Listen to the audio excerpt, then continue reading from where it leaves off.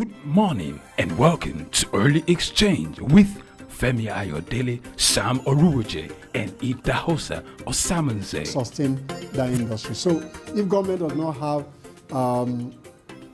much money, they should find an enabling environment. Now, what are these issues? The petrol is still imported because local refineries are not working. Does it stop at giving a directive? What should be done to ensure that this is done? One of the factors being identified by our key persons is the issue of transportation. For you to have a sustainable city, you must have a deliberate attempt to have a master plan. This is Early Exchange, shaping policy, advancing development.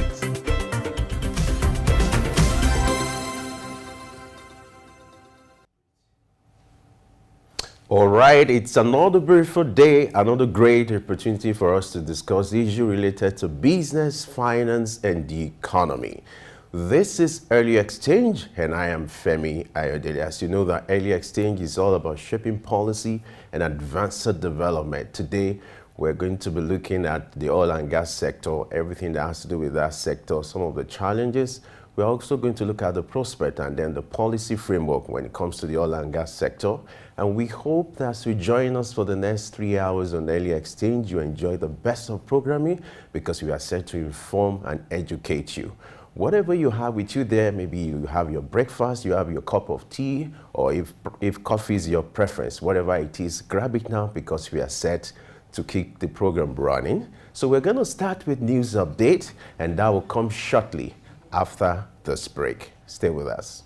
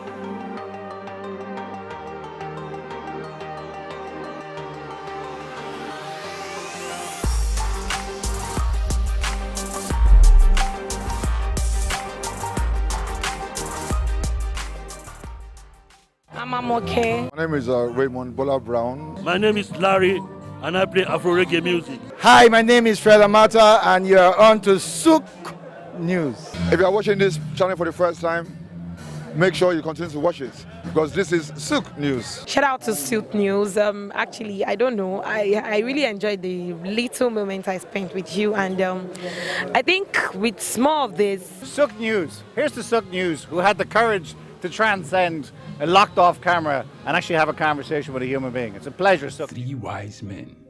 Iconic sculptures and statues adorn major metropolitan cities of the world.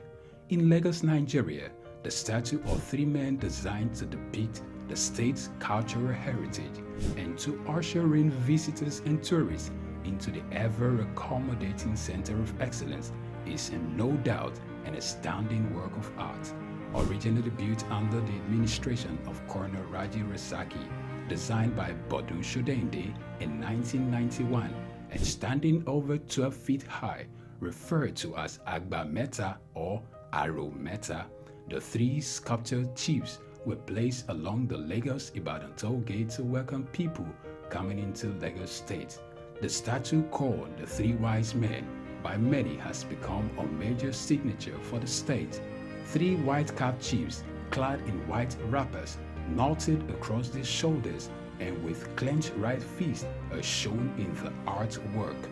The images fascinate and create impressions in the minds of visitors coming into the state, captivating the attention of visitors who look with keen interest, pondering on the messages which the posture of the engraved images signifies. The three wise men has been relocated thrice from its original position at Ojodu Berger end of Lagos-Ibadan Expressway to Magodo area before its final relocation to its present site at Olowo Drive. The sculpture has suffered severe damages over the years and renovated. Bodun Shodende, through this sculpture, depicted the highest honor that can be afforded to anyone in the Eko greeting tradition. The three wise men, Arometa, Suk, Enlightenment.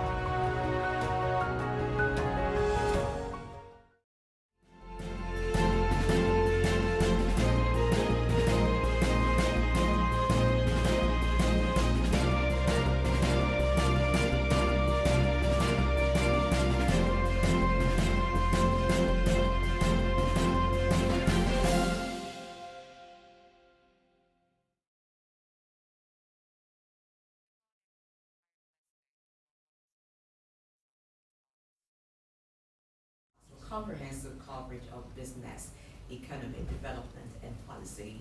Let's begin right now. Stories from Nigeria. President Bola Ahmed Tinubu has launched the Renewed Hope conditional cash transfer for 15 million households. The event coincided with World Poverty Eradication Day. It was held at the Press Gallery of the State House in Abuja. The Secretary to the Government of the Federation, George Akume, represented the President at the event.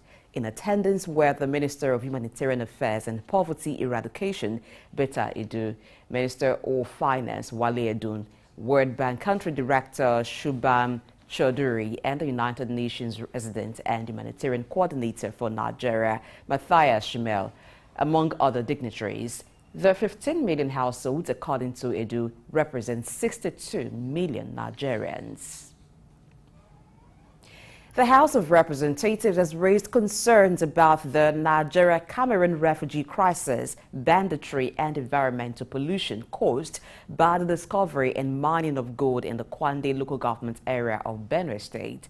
The House has called for urgent intervention in these issues and has requested the National Security Advisor and security agencies to review the security situation in the region and take proactive measures to restore peace.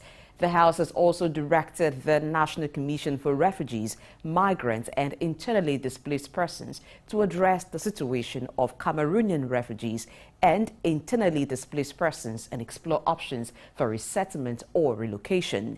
These resolutions were made in response to a motion by Honorable Tessa Ugbo, who highlighted the violent attacks, displacement and environmental damage that have occurred in the region over the years. Meanwhile, the House of Representatives Public Accounts Committee has been urged to imbibe one vision. This was part of the submissions made by keynote speakers at its leadership training held in Abuja. The capacity building workshop titled Strategic Leadership Training also witnessed the unveiling of members of the committee. The training was organized by the African Development Studies Center, ADSC, in partnership with the National Assembly. Speaking at the occasion, the Minister of Finance and Coordinating Minister of the Economy, Wale Edun, represented by Mrs. Ogbonna, the Director of Economic Research, applauded the giant strides of the Public Accounts Committee.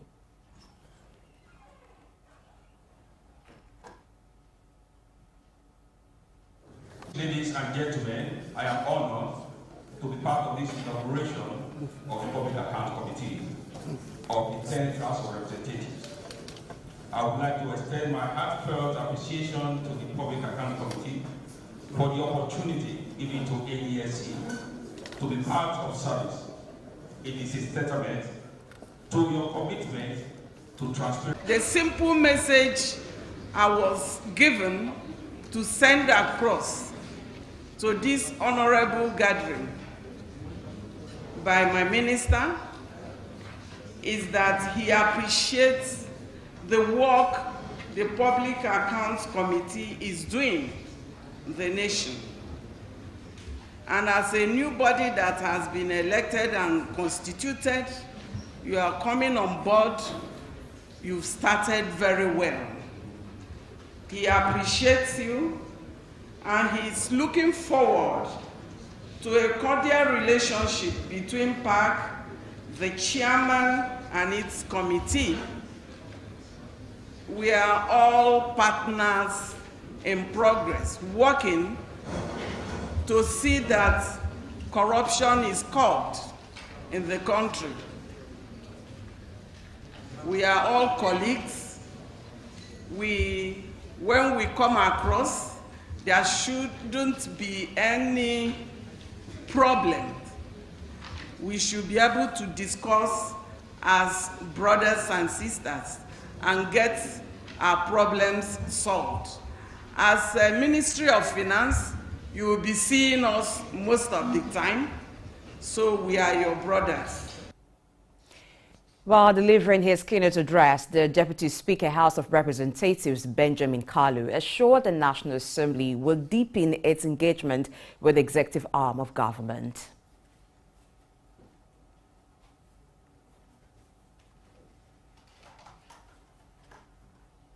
And leadership training of the members of the Public Accounts Committee of the House of Representatives.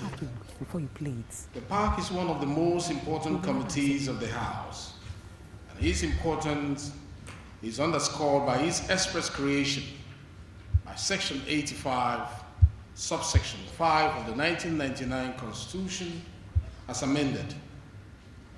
This section states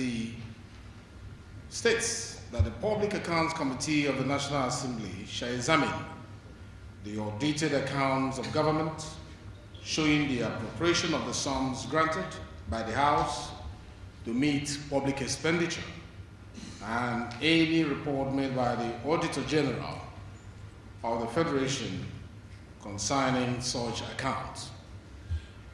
In the 10th Assembly, the Public Account Committee is committed to deepening its engagement with the executive arm of government to ensure that ministries, departments, and the agencies of government uphold the principles of accountability, principles of transparency, and prudence in the management of public funds, or if you like, public finance. The PAC is also committed to strengthening the Office of the Auditor General of the Federation in line with the best global practices. Like have been mentioned here, the recent passage of the Federal Audit Bill to repeal the 1956 Audit Ordinance is in line with these commitments. And beyond the passage of this bill are other commitments. Like they just rightly mentioned by the chairman of the committee, that effort is being made towards having a tribunal that will be set up to monitor the implementation. It is good to audit, but it's also good to find out what we did after the audit. So in no distance time, the progression of that bill will move from second reading to third reading with the cooperation of the House. Also, it is important to note that the National Assembly is interested and committed to the Office of the Auditor General, and that helped us to discover that the resources available to this office, if we must speak the truth to power, is not sufficient to get the job done. A situation where 5 billion is committed to recurrent and 2 billion to capital. For them to audit a budget of 21 trillion in any global practices is not sufficient. What is at least adequate for that job to be done fully well is at least 1% of the total budget of the Federal Republic of Nigeria. In that case, we're talking about 218 billion. That is what that office needs, if they must do the job and do it very well. The Deputy Speaker, however, called on President Bola Tinubu to either confirm the acting Auditor General of the Federation or select a substantive replacement. The Public Accounts Committee is headed by Honorable Bamidele Salami, while the Deputy is Honorable Jeremiah Umaru. Honorable Femi Festus Ugusonye is the Director and Clerk of the Public Account Department. Notable speakers at the workshop include Dr. Idausa Osamanze, a strategic leadership expert, Dr. Francis Musa Dambui, a financial oversight expert, and Samuel Oroji, a crisis management expert. In another development, in the bid to address the climate change issues in the riverine areas, Niger Delta Development Commission (NDDC) says plans are underway to install solar power in every community in the area. This was revealed in a statement signed by the Commission's Director of Corporate Affairs, Pius Igakbotenyi, when a delegation from Astiven International Company made a presentation on renewable energy and carbon credit in Port Harcourt. The group assured the Commission of its assistance in monetizing carbon credits and unlocking a substantial $2 billion carbon investment potential in the Niger Delta region. While speaking on the importance of this development, the Executive Director of Astiven Group stressed the need for NDDC to actively engage experts for climate finance and technology supports. Away from Nigeria, the governments of Ghana and South Africa have reached a visa waiver agreement to allow citizens of both countries to travel visa-free. This was made known by Ghana's Ministry of Foreign Affairs and Regional Integration in a post made on the social networking platform X. According to him, travelers may transit through, depart from, and stay in the territory of both countries for a cumulative period of up to 90 days without recourse to work, effective 1st of November. South Africa also reached a similar agreement with Kenya in January. Malian Foreign Minister Abdoulaye Diop says the withdrawal of United Nations peacekeepers from northern Mali would take place by December 31, despite UN concerns. UN is however worried as this drawdown could be hampered by an escalation of fighting in the north, where rival armed groups are seeking to seize territory as the UN pulls out, and by an influx of Malian troops there.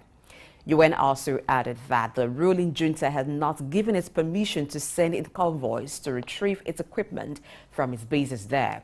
The departure of the UN peacekeeping mission, MINUSMA, by the end of 2023 is part of an ongoing security reconfiguration launched by the military junta, which seized power in 2020. Away from that, the provisional results of Liberia's presidential elections released by the National Elections Commission, NEC, yesterday revealed a tight competition between incumbent President George Weah and former Vice President Joseph Boakai. With 94% of the ballots counted, Boakai has secured 43.70% of the votes, while Weah is close behind with 43.65%. Both candidates are leading the pack, leaving the 18 other presidential candidates far behind in the first round of voting. As it stands, neither Weah nor Boakai has obtained enough votes for an outright majority, necessitating a runoff election that will take place 2 weeks after the official results are announced. The October 10 elections in Liberia marked the first since the United Nations concluded its peacekeeping mission in the country in 2018, following 2 civil wars that claimed the lives of over 250,000 people from 1989 to 2003. Let's go on a quick break and turn you to stories from other parts of the globe. Just stay tuned.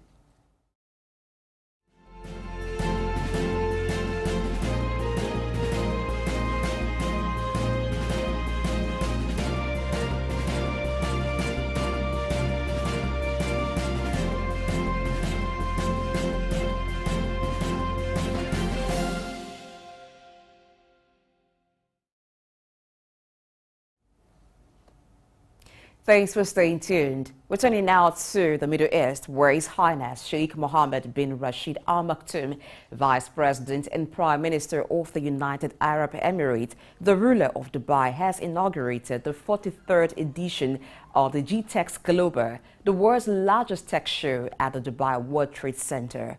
The event, attended by His Highness Sheikh Ahmed bin Mohammed bin Rashid Al Maktoum, features over 6,000 exhibitors from 180 nations engaging in discussions on the future of the industry. The event reflects Dubai's and the United Arab Emirates' commitment to progress, innovation, and international collaboration in the technology sector. The event also includes AI Everything, a showcase of AI solutions in GTEX Cyber Valley, the largest cybersecurity event of the year. The event aims to highlight innovative products and services while fostering discussions on the future of technology. Similarly, the largest technology conference, GTEX in Dubai, showcased some groundbreaking innovations. One of the highlights was a brain-scanning helmet and a high-speed police pursuit speedboat designed like a corvette. Additionally, a 4-seater autonomous taxi set to take flight in China from early next year drew a lot of attention. The conference featured exhibitions on artificial intelligence applications and cybersecurity, as well as providing a platform for technology startups to showcase their innovations at Dubai Harbor. At GTEX, South Korean firm iMedisync displayed a wearable medical helmet that resembles something out of Star Wars. This helmet serves a practical purpose by quickly identifying early signs of dementia. The AI scanner measures the brain's electrical activity to assess its functionality and identify potential abnormalities correlated with neurodegenerative or neuropsychiatric conditions. Helmet developed by Seoul University weighs only 1.6 kg and provides accurate brain age analysis along with detecting signs of depression or anxiety within just 10 minutes. Moving now to Italy, where the government has announced that foreign residents in Italy will have access to the National Health Service upon payment of a $2,109 annual fee. The 2024 budget approved by the cabinet includes a fee of $2,109 for access to Italy's National Health Service, with the provision that this charge is exclusively applicable to non-European Union citizens, according to the Economy Ministry statement. The Finance Ministry noted that individuals with legal residency documents, foreign students and AU pairs would receive an unspecified discount, although the full extent of changes in the existing system, which already includes payment for certain groups of foreigners, remains unclear. Furthermore, non-citizens with legal residency in Italy, including diplomats and students, have the option to voluntarily enroll in the Italian health service, with fees varying, such as a yearly cap of around $150 for students and income-dependent charges for others, potentially exceeding $2,950. Moving now to the U.S., where the Biden administration has announced its intention to cease shipments of advanced artificial intelligence chips, including those designed by NVIDIA, to China as part of a broader strategy to prevent the transfer of cutting-edge U.S. technologies that could enhance Beijing's military capabilities. In a press briefing recently, senior administration officials unveiled rules that expand restrictions on a wider range of advanced chips and chip-making tools, extending to more countries such as Iran and Russia, and imposing sanctions on China's chip designers, Thread and Biden. These latest measures, designed to impede China's military advancement, seek to tighten regulatory loopholes in rules issued last October and are expected to undergo annual updates, as confirmed by Commerce Department Secretary Gina Raimondo. The ongoing technology conflict between the United States and China, which has spanned several years, was intensified by extensive restrictions imposed in October, exacerbating tensions between these global superpowers. Meanwhile, U.S. Senator Michael Bennet has launched an inquiry into the strategies employed by tech giants Meta, X, TikTok, and Google to tackle the spread of false and deceptive information during the Israel-Hamas conflict.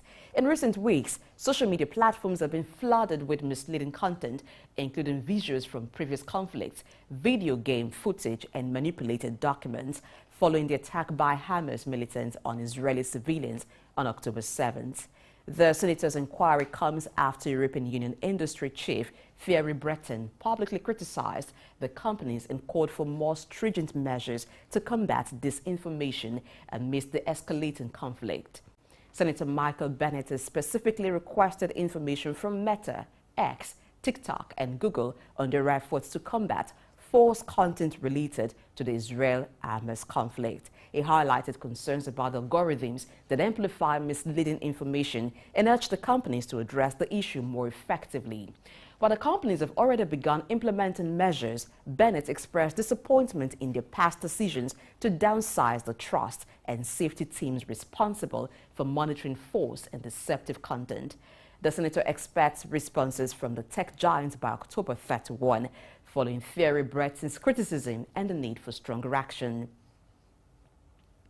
Similarly, U.S. President Joe Biden is set to visit Israel today amidst a worsening humanitarian crisis in the Gaza Strip, with the anticipation of an Israeli ground invasion.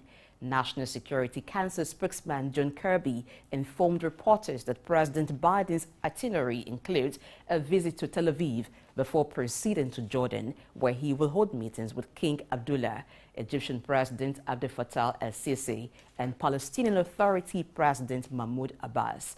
The White House announced that during his visit, President Biden will emphasize that the militant group Hamas does not represent the aspirations of the Palestinian people for dignity and self-determination, while also addressing the humanitarian requirements of civilians in Gaza. Secretary of State Blinken disclosed that the United States and Israel have concurred on formulating a plan aimed at facilitating the delivery of humanitarian assistance exclusively to Gaza's civilian population from donor nations and multilateral organizations.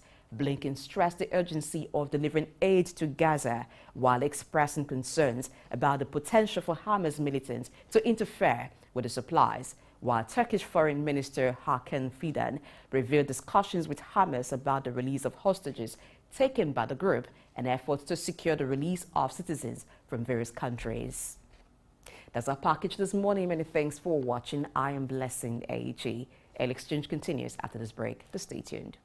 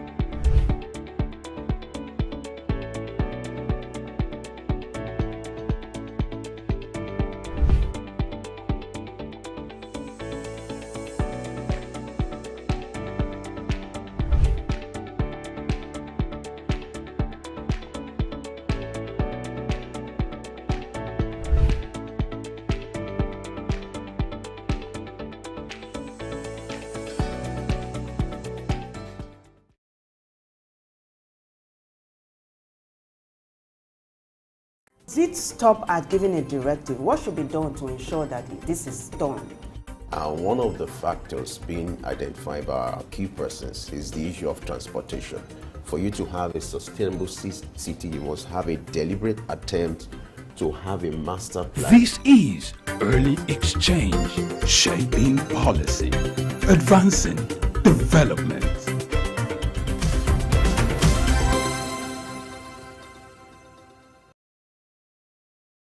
Glad to have you join us once again, and it's always a pleasure knowing that you are there for us. Now it's time for news analysis, a time for us to review all the major headlines trending today, and to help us dissect these and provide a better perspective.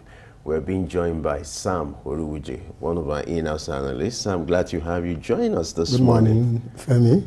A pleasure to be here. Great, great, great. How's your... Good to have you. Good to have Bless you. Good morning. Thank you. How was your trip to Abuja? We thank God. Yeah, that's good. Why do I feel like asking if you bring kilishi for us? It's not out of place. It's just normal for you to ask for kilishi. Yeah, for those who don't understand, kilishi is just like, a local meat here, which is usually found in Abuja. And when people travel to Abuja, you are always, privileged to have that kind of arrangement. Glad to have you back in the studio with us. Thank you. All right, let's start the news analysis, and we're going to start with our President Bola Tinubu, who has launched the Renew Hope conditional cash transfer for 50 million households. Now, the essence of this is to alleviate poverty, and then for people to, the effect of the removal of fuel subsidy. Nigerians are going through hard times now, and the president feels one of the things to alleviate this kind of pain is to ensure that people are being empowered.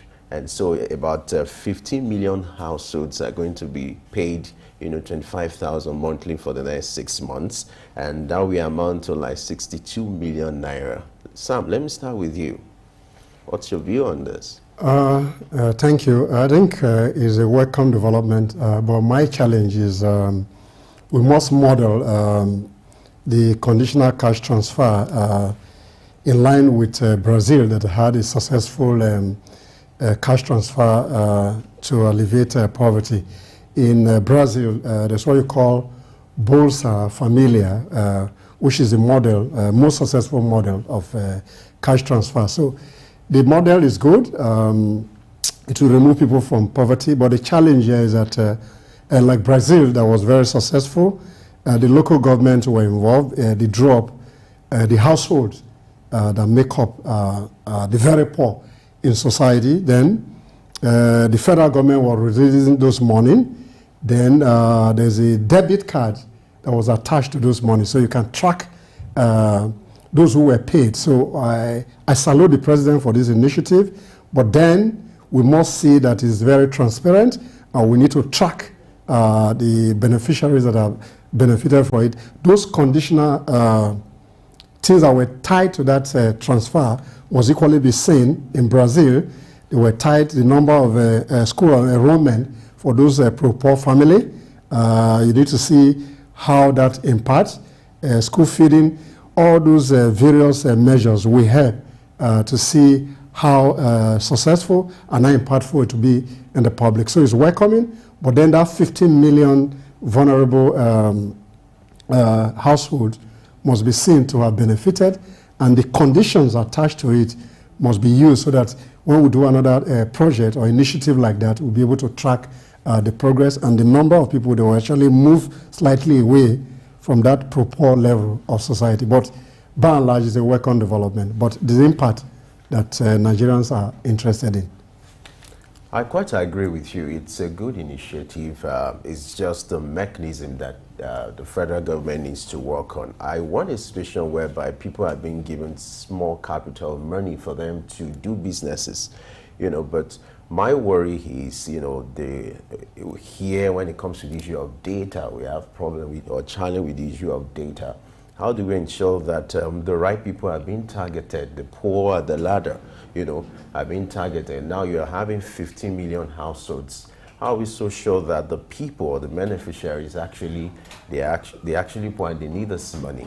And my advice to those who are also going to be part of this program is to ensure that once you get this money, you have to do something viable with it. Don't just feel you need to spend it, because after 6 months, you might not have access to this fund. So it's also important that people who are going to be beneficiaries of this scheme understand that it's a short-term relief, and there's a need for them to put it into something that will earn them more, more money. I would love a situation where you don't just give people fish, but you also teach them how to fetch for one, so that it's easier for them to have a long-term plan. Then my also worry is, the area of supervision, to ensure that the right mechanism is deployed and ensure that this scheme achieves the purpose which is intended. Blessing, what do you feel? Yes, when you're talking about the recipient of the money or the would-be recipients making good use of it, I wanted to ask you, how much are you going to be receiving monthly? Well, it's a way to start, you know. For a household, 25,000 naira. naira. Okay, the average household would be like a family of 4. Let's say 4 or 5. Which in Nigeria, you hardly see a family of 4, except it's a family just starting. It has to be like from 5, like you just said, father, mother, 3 kids. Okay, average. Let's even say 4. Divide that by 25,000 naira in a month, given the cost of goods and services. How far would that take them? So how do they make savings out of it? And you know one thing, money that's come into your hand already, and it's that little, you're asking people to save it. It takes a very prudent person to save. But teaching them how to fish or putting structures in place that will help them even when they're fishing on their own to succeed would have been better. I like that government wants to cushion the effect of the subsidy removal. But in the long run, it seemed like it's just taken from the left hand and giving to the right hand.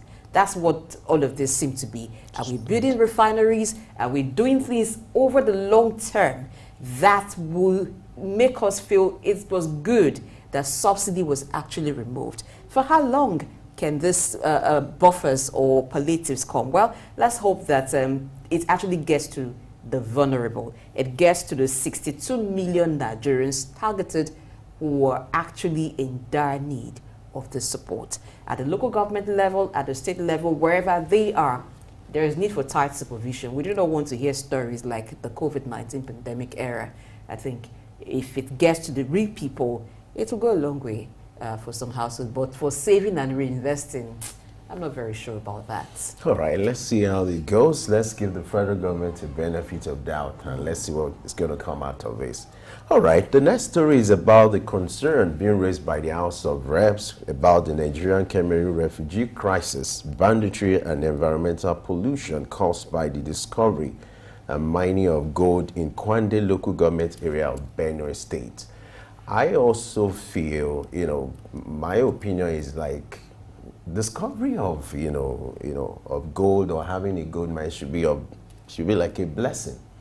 But now it's looking like the other way is bringing up certain controversy, which has to do with communal crisis between border communities that, around Niger-Cameroon border, and then it's raising concern there. So the House of Representatives is actually bothered about the banditry, the environmental pollution. Your reaction, sir?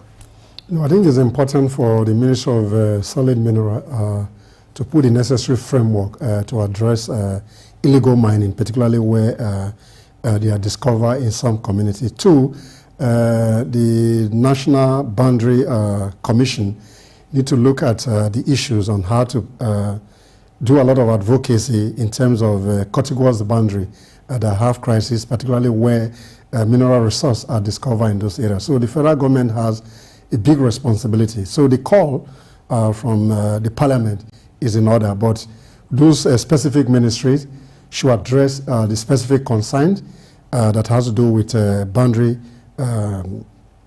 intergroup relation. On the other hand, the proper mining of those minerals and the way to register people properly and license them, that will reduce the conflict in those areas, in my view.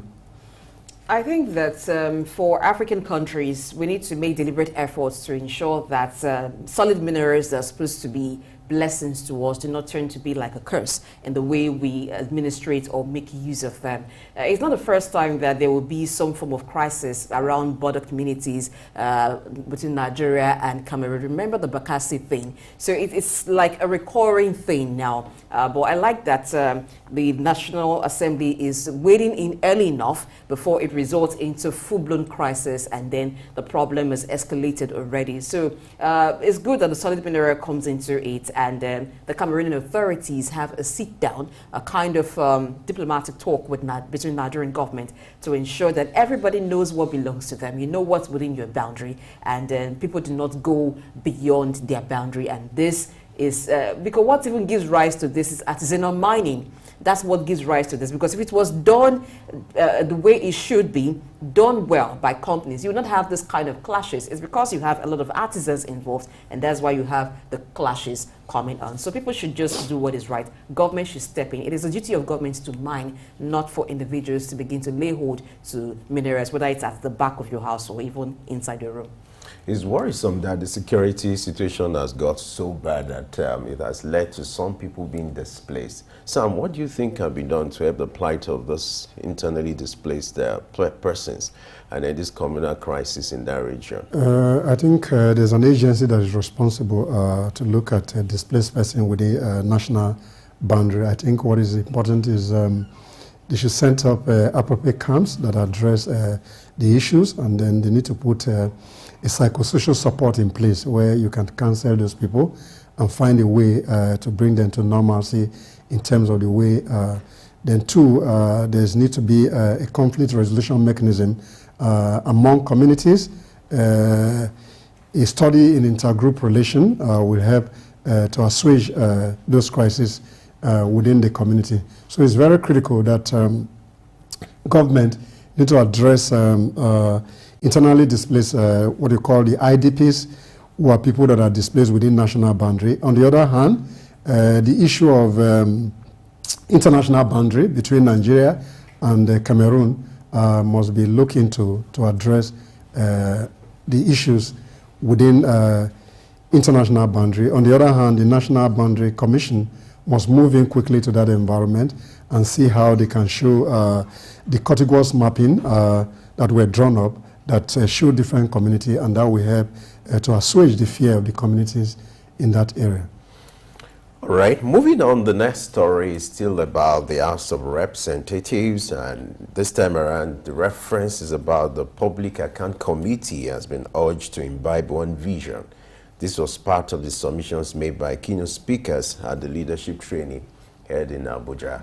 You know, Sam, you were part of this training. Talk to us about the significance of this training and then the essence of this partnership. Who are the organizers, and then what's the mission and the vision? Okay, the Public Account Committee, in partnership with African Development Center, during the unveiling of the strategic plan of that committee, then a follow-up to that, there was a leadership training that was organized by African Development Studies Center with a view to upscaling capacity of the commission in line with their strategic vision for the next 4 years. So by and large, it was capacity development initiative in partnership with African Development Studies Center with the Public Account Committee. And indeed, the Public Account Committee is one of the constitutionally recognized committee of the National Assembly that is saddled with responsibility of looking at transparency, accountability of how public expenditures are used in line with citizen demand for accountability. So those were the core highlights of that engagement. But in the final analysis, the leadership engagement was very critical to set the stage for their work for the next 4 years. And that was powered by African Development Studies Center. One of the speakers talked about the need to imbibe one vision. What's your take on that? For the National Assembly members, you know, to work as a group and ensure that the interest of the nation is being protected. You had the Deputy Speaker of the House in attendance, who also talked about the synergy between the National Assembly and the Executive, and he made a promise that they are going to ensure that the relationship is stronger in the interest of Nigerians. What's your take on that? Oh yes, I think the public perception always feel that once there's a crisis between the executive and the legislative arm of government, then things are working. I don't think that is the case in some cases. What is important is that the strategic focus must focus on empowering the citizens, which empower them in the first instance to lead the country. So that strategic partnership is important so that we can have development for citizens. But I think the major highlight is to see how the Public Account Committee will make the executive arm of government to be more accountable in terms of the way they spend government money. When those money has been appropriated, to what extent is this public expenditure in line with the budgetary provision and the enabling laws that is guiding public spending? Those are the key highlights. All right, let's move on. The next story, we're looking at NDDC, the plan to install solar power in every community in the Niger Delta. This sounds like a good one, you know, because if you look at that region has been neglected. In fact, if you get to some of these communities, they are bereft of federal presence, even state presence. You know, critical projects and infrastructure that could make life better for these people are not just available. But now it's looking like NDDC is living up to that responsibility. You just have a new board in place. Sam, what's your take? You're smiling. Yeah, promises are very easy to make, particularly the Niger Delta Development Commission.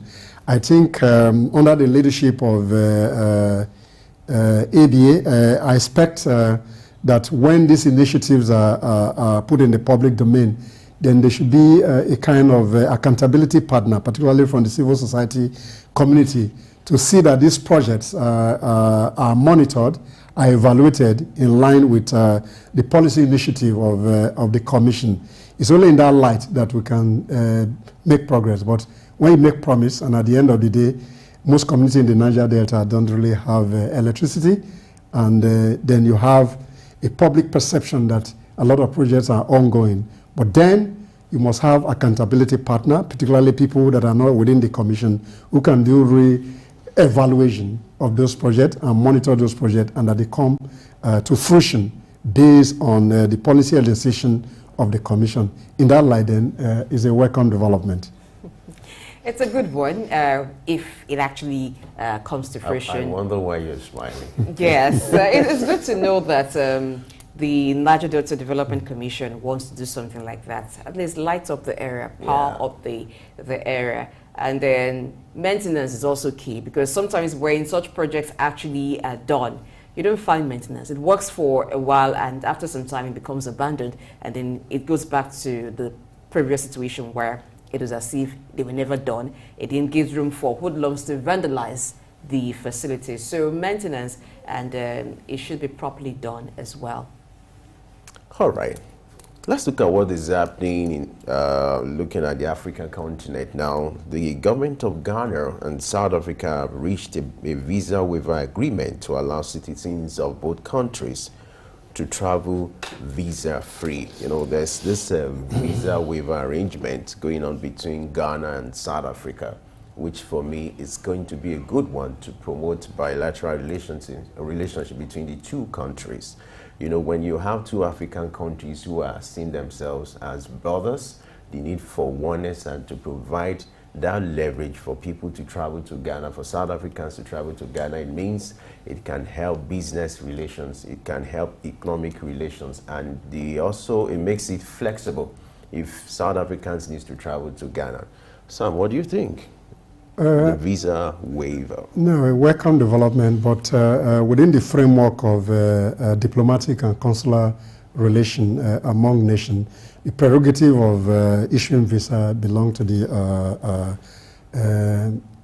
the host country that give out the visa. So those waivers are normally done in line with bilateral relations among countries. So if the relationship between Ghana and South Africa has come to that level where there's a waiver consideration that will improve on trade and economic relations among those two nations. But in addition to that, most African countries must find a way to work out a visa regime that is favorable for intra and inter-Africa trade relations. I think this concession that is being worked out between Ghana and South Africa should be extended to most other countries within Africa to improve on trade relations, particularly taking advantage of the African Continental Trade Free Agreement. But this also comes with some conditions, because according to the Ghana Ministry of Foreign Affairs, they say that travelers may transit through depart from and stay in the territory of both countries for a cumulative period of up to 90 days without recourse to work. So it's conditional. Maybe you have reasons why you have to transit through, you have to stay, you have to depart from, but without recourse to work. But it's a good start. Maybe as time goes on, when they assess how the visa waiver has been going on for both countries, they may expand or extend the benefits and maybe just add other things to it. I think when visa waivers are done, it shows trust, that both countries trust that, oh, your citizens can come into my country or into our country without setting requirements, and we trust that they'll be well behaved. So if that kind of trust can be extended among other African countries, it will go a long way, not just between Ghana and South Africa.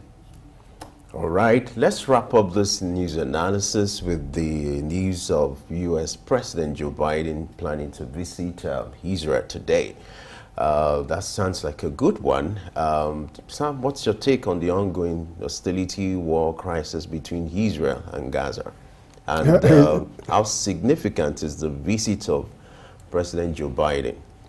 Well, in the realm of international diplomacy, his visit to Israel is welcoming, but by and large, there are challenges within the position of the West in conflict resolution of the Palestinian-Israeli crisis over the years.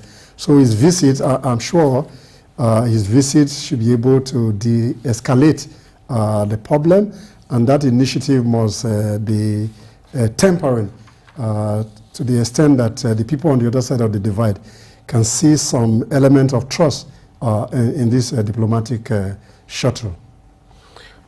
Right. Well, I applaud President Joe Biden for wanting to visit, but what is the U.S. expected to do if not stepping in situations like this, where the situation has actually degenerated to a war situation? But there's so much politics around the Israel and the Palestinian conflict, a lot of conflict, a lot of interest being played out, a lot of politics, and you could even hear the President Biden saying some things about Palestinian, saying that the Hamas group does not reflect the position of the Palestinian people and all of that. Well, he going there will at least, I hope, will reduce tension. And the social media part of it is another thing that I'm surprised about. It's just like when the Russia-Ukraine war started. You could find videos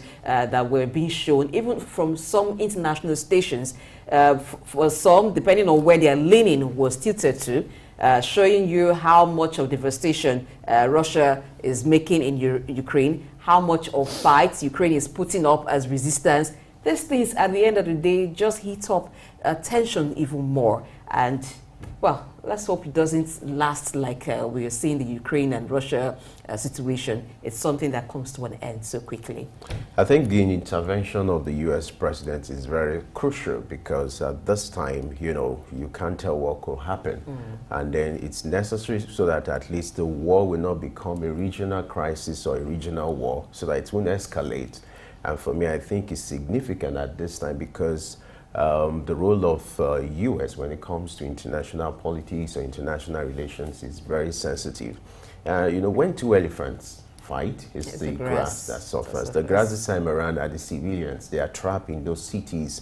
Some of them cannot even have access to humanitarian services and all that. How they are surviving is of concern. And so that's why this is very crucial. Even if it's an high-stake journey, and I learned that the U.S. will be deploying over 2,000 troops to ensure the safety and all that. It's a very sensitive one, but I must commend the courage of the U.S. president to even go into that region at this particular time. So let's see how it plays out. I want to use this opportunity to extend our condolences to those who have lost their lives, and we hope that peace will be restored in Israel and Gaza very soon. That will wrap up our news analysis for this segment. Sam, thank you for joining us. Thank you very much indeed for having me. We hope to have more of you on this program. My pleasure always. Thank you. All right, we'll go on a short break. When we return, we'll have a conversation with our special guest, who is Dr. Muda Yusuf. That will take place shortly after this break. Stay with us.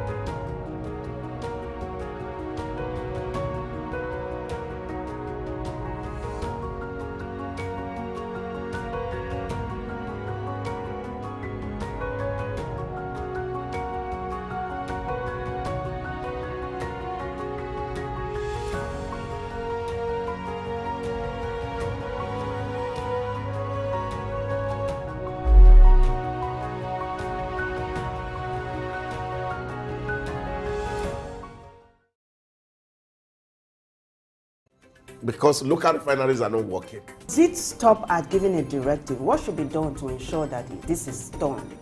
One of the factors being identified by our key persons is the issue of transportation. For you to have a sustainable city, you must have a deliberate attempt to have a master plan. This is early exchange, shaping policy, advancing development.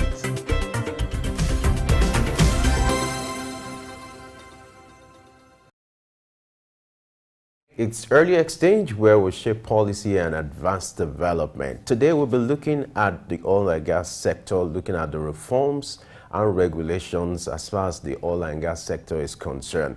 All these issues will be handled by our special guest, a renowned economist who is Dr. Muda Yusuf, is the CEO Center for the Promotion of Private Enterprise. Dr. Muda Yusuf, glad to have you join us on Early Exchange this morning. Thank you very much. Good morning. All right. So we're looking at the reforms and the regulations in the oil and gas sector. So let's start with what the former president did when he was in power as president, former President Buhari, where he signed the PIB into law in 2021. Talk to us. What has been the impact of this law? Do you think it has achieved the purpose intended to regulate the oil and gas sector in Nigeria? Well, the PIA, which is the Petroleum Industry Act, was a game changer, not just for the oil and gas sector, but for the Nigerian economy. Given the strategic position of the oil and gas sector in the economy, especially from the point of view of foreign exchange earnings and from the point of view of revenue generation. So, of course, it took a long time in coming, but at least we eventually got it. But unfortunately, the PIA could not be implemented immediately under that administration, again, because of some political reasons. But under the present administration, a major step has been taken towards the implementation of the PIA. And just as you said, the PIA is the main strategic document for the reform of the Nigeria oil and gas sector. It covers practically all aspects of our oil and gas sector. And the first major step that has been taken, of course, was the removal of fuel subsidy, which was contained in the PIA, so that operators in the downstream will be able to, operate freely without much encumbrances as far as prices or pricing is concerned. The second major thing which happened under the previous administration was the incorporation of NNPC into a private company or a limited liability company. That's NNPC PLC or NNPC Limited, which was a very good thing. And the whole idea was to ensure that the NNPC is insulated from, interference or incursion or meddlesomeness of the bureaucracy and the politicians. So those two things, I think, were major issues. Were major developments in line with the reform of the oil and gas sector. And of course, under that, we had the setting up of the regulatory commissions for the upstream and for the midstream. So a lot of changes has taken place, and but it's still work in progress. It being work in progress. When the PIA Act was signed in 2021, it was hoped that everything that needed to address the issues or the challenges with the petroleum industry have been taken care of by that framework. But it was revised again. So what are the issues that this new act will address that the PIA Act does not address? No, the PIA is the same act. The contents have not changed much, or it has not even changed, even under the previous administration when it was signed. What was missing was the political will to fully implement it. For instance, let me give you an example. Under the PIA Act, there is not, the deregulation of the downstream oil sector should have taken place long before now. It should have been effected since, I think, January this year.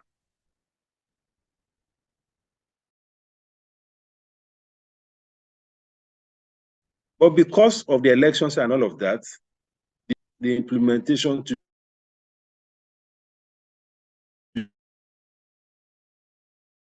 June. So when the new administration now came in a regulation of the downstream sector, which started with the removal of the fuel subsidy. So the act as it is, there is nothing seriously wrong with the act, although going forward there may be need to fine-tune one or two things around the act. But the act is okay. What needs now to be done is the political will to push it through. And one of the things that also very critical to the implementation is to ensure the dilution of government ownership in the oil and gas sector, particularly the NNPC. Because as we speak, NNPC is still owned 100% by the government. So that in itself is a risk to the reforms, or to the realization of the reform outcomes. But no matter how well-meaning the government is, there will still be some elements of political interference. But the government will now be, or the president will now be the one to be appointing the chief executive of the oil company, appointing board members. All those issues are still there. But if you go forward and we get the NNPC listed as a quoted company, you have more investors, we dilute the leadership, then the governance framework will improve. The corporate governance system will improve. And from there on, we'll be able to have the kind of, results that we expect to see. So that the people of Nigeria and the country and the economy will be able to get more value from all the massive investment that NNPC has. And just as I said, it's work in progress. But we need to move fast, because if the government remains the main, in fact, the only shareholder holding 100% of NNPC, we may not make much progress. But if we move very quickly and we get more private sector investors in place, and possibly even reduce the ownership of a government, to something like maybe 49%, so that we can replicate the kind of model we have with Nigeria NLNG, which is doing very well, even though government has 49% shares. But government doesn't interfere in the operations of the NLNG. So that kind of model is what we are aspiring to achieve. And I believe we are on course to achieving, but we need to move very quickly because beneficiaries of the status quo may not want that change to happen. And that is why it took almost 25 years to be able to come up with the PIA. So again, it is work in progress. All right, talking about reforms in the oil and gas sector, one of the reforms that the present administration embarked on immediately came on board was the removal of subsidy. Now, what's your take on the removal of subsidy and how the federal government is handling the aftermath of the removal? Well, the removal is a welcome development.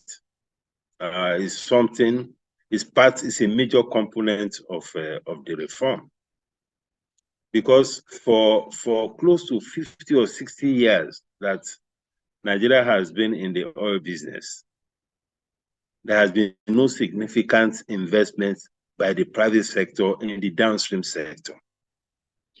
And that has happened because first of the regulation, the policy. Secondly, because that segment of the oil and gas sector was dominated by the government. So that is why all the refineries are owned by government. The pipelines are owned by government. And government again set up a retail company that's under NNPC. So there was the dominance of the public sector in the oil and gas sector, particularly the downstream. And because of the policy environment, because prices were fixed, so investors could not come in. Whether I talk about private investors or, domestic investors or foreign, they couldn't go into the space. Because how will you go into a space where prices are fixed by government? No private sector will go near that kind of investment. So that's caused a stagnation in terms of private sector investment. The only segment or the only area of investment where we saw the private was just in oil marketing. The products were supplied to them by NNPC, and their own was just to market. And they have a markup, and they have all this heavy subsidy that they get, which was another, big area of corruption. They have the subsidy. You have the transportation subsidy, which they call the bridging fund. We have the price equalization fund. All of those areas were filled with all manner of corruption. So the system had not worked. So the removal of subsidy was a game changer. The idea was that we now allow the private sector investments, more private sector investment in the sector, the setting up of refineries by the private sector, and possibly even the sale of the refineries with the private sector. That is the trajectory. Unfortunately, the first subsidy removal took place at a time when oil prices were very high. And oil prices are still high. I'm talking of crude oil price. Unfortunately, again, the refineries are not working. So we were fully dependent on imports. And for all oil importing countries, as we speak, it's a major problem for everybody, for all oil importing countries, because of the high crude oil price. So there's heavy inflation driven by the cost of fuel, which made the transition into the first subsidy of the full deregulation regime, which made it very, very difficult politically and socially. So that has been the problem. Again, we have to import. Now we have also our exchange rates that are depreciated massively. So this twin problem became a very difficult issue for the government to handle. So there was a lot of backlash from the people, because of the high cost of fuel as a result of the subsidy removal. There is inflationary effect of it. There's the social effect. There's also the political cost. So all of these things had slowed down the momentum, of the reform, in the particular with regard to removal of fuel subsidy. So in the last couple of weeks, the government had decided to pause the subsidy removal trajectory, pause the price in the meantime. So gradually, we're even seeing some gradual reemergence of the subsidy, but it's not as bad as it was at that time. So my expectation is that as oil price reduces, at least after all this problem with Ukraine and Russia, and hopefully we are hoping that the tension in the Middle East doesn't escalate. If that happens, and we see a moderation in fuel price, then it will be easier for the government to go ahead fully with the fuel subsidy reform, or the oil and gas sector reform, as far as subsidy is concerned. But for now, it's extremely very challenging because of the high crude oil price and the weak currency. Okay, the PIA introduced the Frontier Exploration Fund to support exploration and development in Nigeria's frontier areas. Now, how much of exploration and development have been ongoing in those areas since the act was enacted? Well, apart from policy, which is a very good thing, it has been welcomed by many investors. Unfortunately, again, because of the challenges of insecurity in the oil-producing areas of the country, the policy and even the PIA has not achieved much results. Up until we had the PIA, many major oil companies had left the country.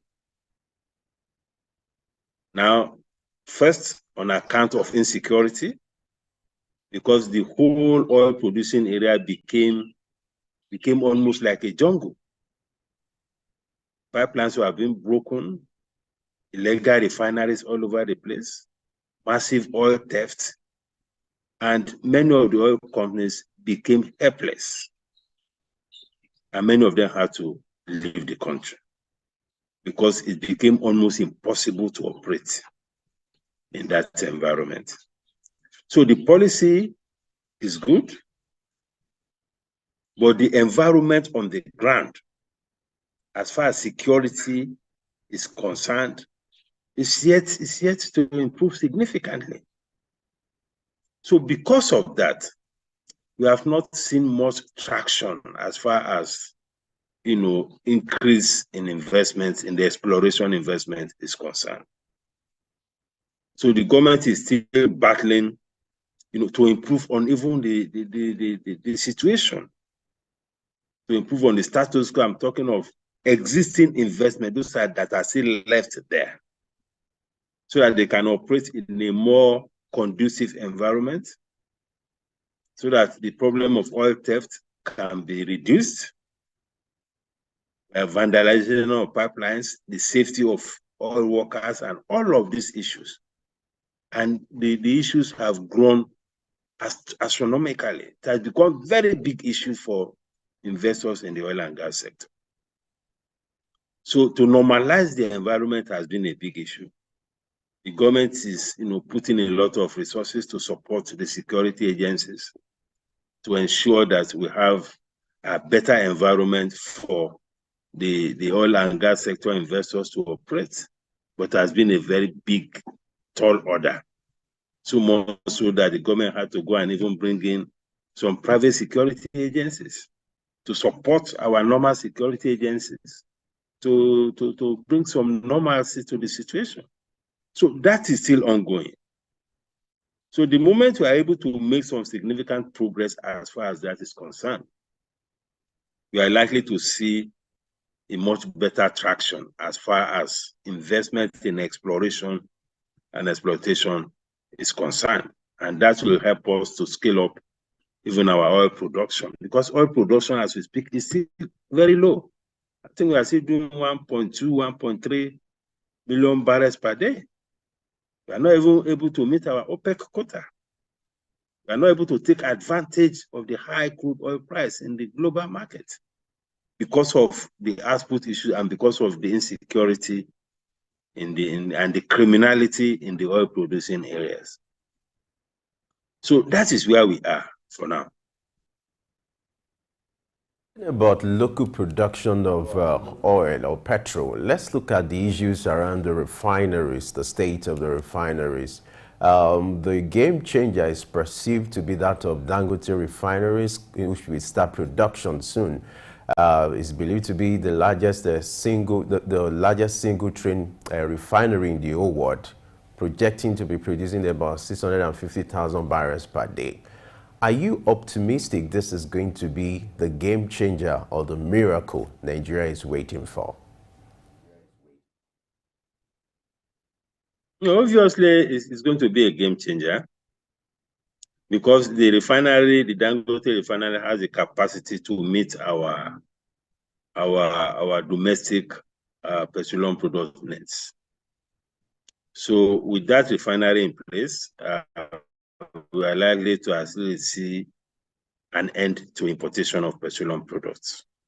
It's a very massive project. Unfortunately, the project has not moved or progressed according to schedule because of a whole lot of factors. Because it's a massive project. We are talking of a project that is almost about 20 billion US dollars. It's massive. And one of the major setbacks that the project got or experienced was the COVID-19 pandemic. Because at that point, the project suffered a major setback for almost a whole year. The supply chains were disrupted massively.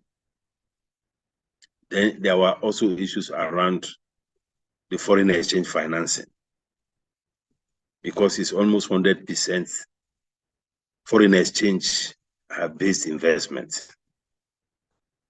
So from then on, it has been difficult to regain momentum to accelerate the completion of the project. That is why there have been these frequent shifts in the takeoff date for the production. But when it finally takes off, we are hearing now that maybe by the end of the year or early next year, it will take off finally. It's going to impact significantly on the Nigerian economy. It's going to reduce, if not eliminate, our importation of petroleum products. To some extent, it may conserve foreign exchange, depending on what agreement the government of Nigeria has with the Dangote refinery. Of course, it's creating a whole lot of jobs already. Then, of course, we have some byproducts. It's already producing fertilizer, although largely for export for now. We are likely to see an improvement in the area of the petrochemicals, which will also reduce, the amount of importation of raw materials by our manufacturing industries. So it's going to impact a whole lot, and of course, it's also going to be exporting, and that process also earns foreign exchange for the country. So it's going to be a major game changer. But again, that project needs all the support that it can get from the government to ensure its takeoff, because it's so strategic that you cannot just begin to look at it just as a private sector project. It should be seen as a national project, and that is why, of course, the NNPC also had to invest in it. I think NNPC now has about 20% shares in it, just to provide that support, because it's quite a very, very big, almost ambitious project. But it's going to have a major positive impact on the economy. Let's look at taxation now. What's the impact of the Finance Act 2023 on the PIA tax regime? You understand that the PIA brought some amendments to tax provisions for some petroleum companies. So does it align with the Finance Act 2023, or is there need for some alignment? Well, the alignments are necessary, and I'm sure the government is looking into that. You know, we have a tax and fiscal reform committee that has been set up by the government. Some of these issues will have to be addressed, because the oil and gas sector is not a sector that we can afford to joke with. We need to do everything possible to attract investors into that space. It's a pity that we have lost many strategic investors, especially the oil majors, the IOCs. We have lost them because we didn't address the policy and security issues as quickly as we ought to have done. Now, the fiscal terms has been a contentious issue even within the PIA, at least to make the fiscal terms much more investment friendly. And that engagement is ongoing on that, you know, especially around gas and around the offshore investments, the deep offshore. So engagements are going on around that to align it.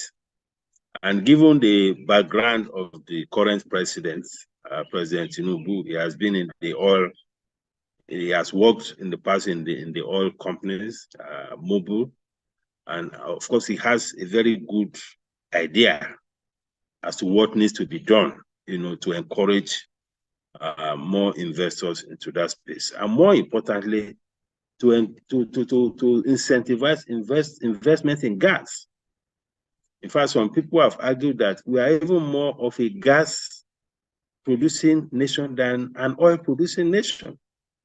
Unfortunately, we have not done much, you know, to leverage our endowment in gas. We have about 102 trillion cubic feet of associated gas. We have about 106 trillion cubic feet of non-associated gas. We are one of the leading, you know, countries as far as gas reserves is concerned globally. And the demand for gas has increased. Gas is now seen as a transition fuel, so it should be easier to even attract more investment into gas and leverage on what is happening globally now to maximize, to capture a lot more value, to unlock value in our gas sector. So all of those things are necessary so that as we go even beyond the crude oil reserve is about 30 billion barrels that we have in reserves. But in gas, we are one of the leading countries as far as gas reserves is concerned globally. So a lot more needs to be done, especially in the area of gas. And you need to fine-tune all these issues of the tax regime, the fiscal terms, so that we can encourage a lot more investors to come into that space. So I believe it's an ongoing discussion. The investors are engaging, and the government is also very eager to ensure that you have more investors that in that space. And I'm sure something positive is going to happen within the framework of the ongoing tax and fiscal reform committee. All right. We'll take a breather now to accommodate a special report, and we'll be right back to continue our discussion with Dr. Muda Yusuf. Stay with us. Nigeria is the second largest oil and gas producer in Africa. However, how well it was able to manage its oil windfall of the 1970s, which led to over 3 decades of economic stagnation and degradation of public sector, still leaves a bitter taste in the mouth of many. The country's world-class hydrocarbon resource potential is over 37 billion barrels of oil and remain in the 11th position in the world with 2.1% global reserves. It has 209 billion cubic feet of gas and is the 9th in the world, which represents 2.6% of global reserves, besides hydrocarbons potential. Despite all these endowments, the sector's current position remains a big concern, and one is forced to ask about the catastrophic decline in oil production since 2012 till date, with the country producing only about 1.2 billion barrels of oil per day. As of 2021, the sector's contribution to the national economy and gross domestic product stood at 31%, and also contributing significantly to Nigeria's domestic electricity market. Nevertheless, in order to achieve a net zero target by 2060, she would have to focus on some key domestic trends like energy transition, insecurity challenges, investing in midstream, gas processing pipelines, downstream assets, refinery operations with strong collaboration between independent and profit-driven NNPCL Limited will be required for Nigeria to achieve a 5 million barrels through deregulation of the downstream sector and domestic refining capacity moving away from 1.2 million barrels. We must be willing to increase exploration activities and exploit abundant gas resources, innovation and technology deployment with elimination of gas flaring, not forgetting the menace of oil theft and vandalism on oil pipelines and other facilities.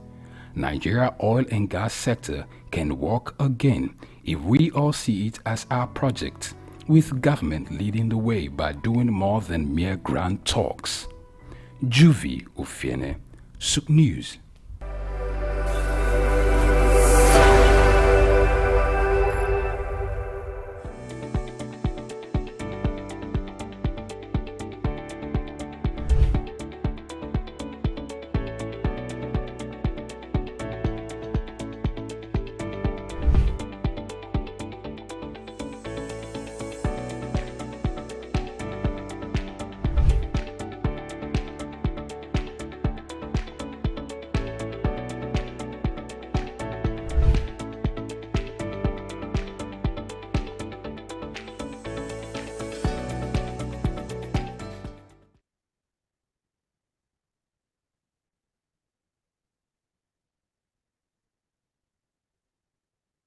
Giving a directive, what should be done to ensure that this is done?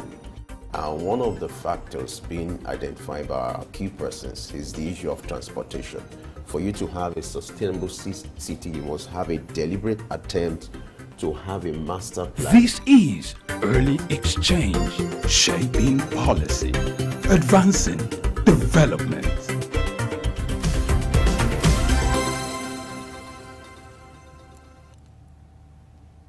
It's still early exchange, and our focus today has been on the oil and gas industry. We're looking at the reforms and the regulations, and our special guest today, we're privileged to have Dr. Muda Yusuf, and he's still here with us.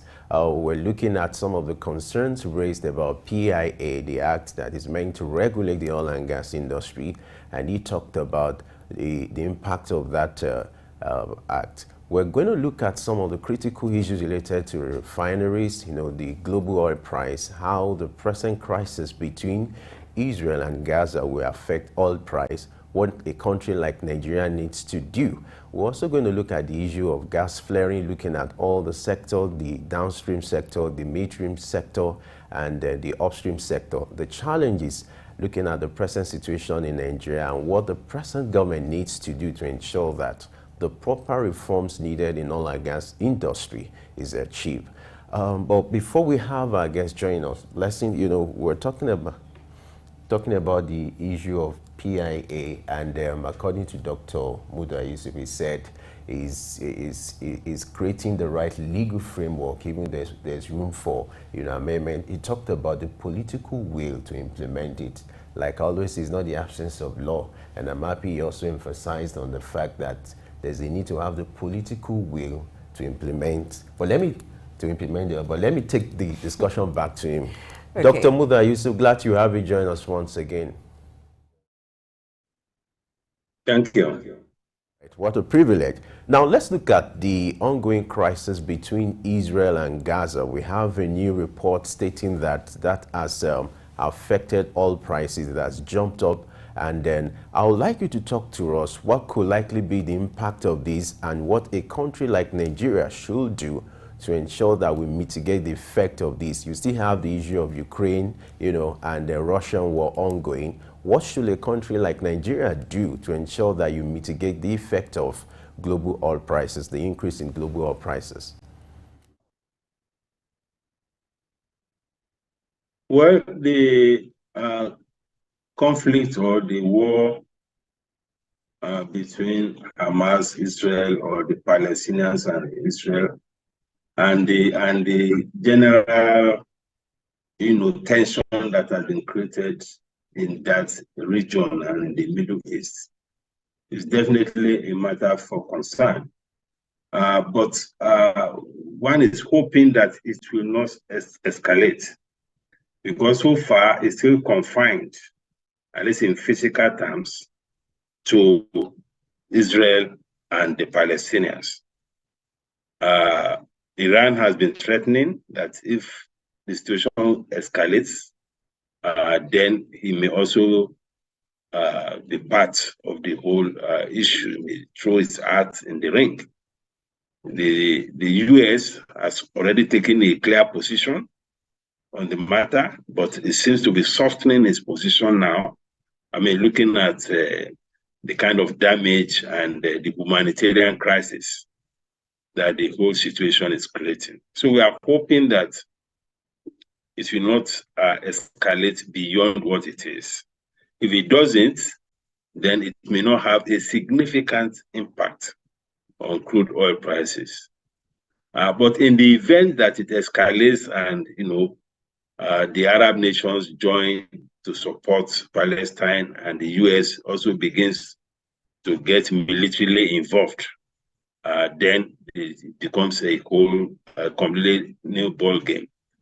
For Nigeria, well, this is something over which we don't have much control, just as we don't have much control over what is happening in Russia and Ukraine. But the control we had and the opportunity we had was that we should have actually leveraged on all these developments to boost our own results. I'm talking of foreign exchange reserves, to earn more foreign exchange, just as we did during the Gulf War. This is a major opportunity for all oil-producing countries.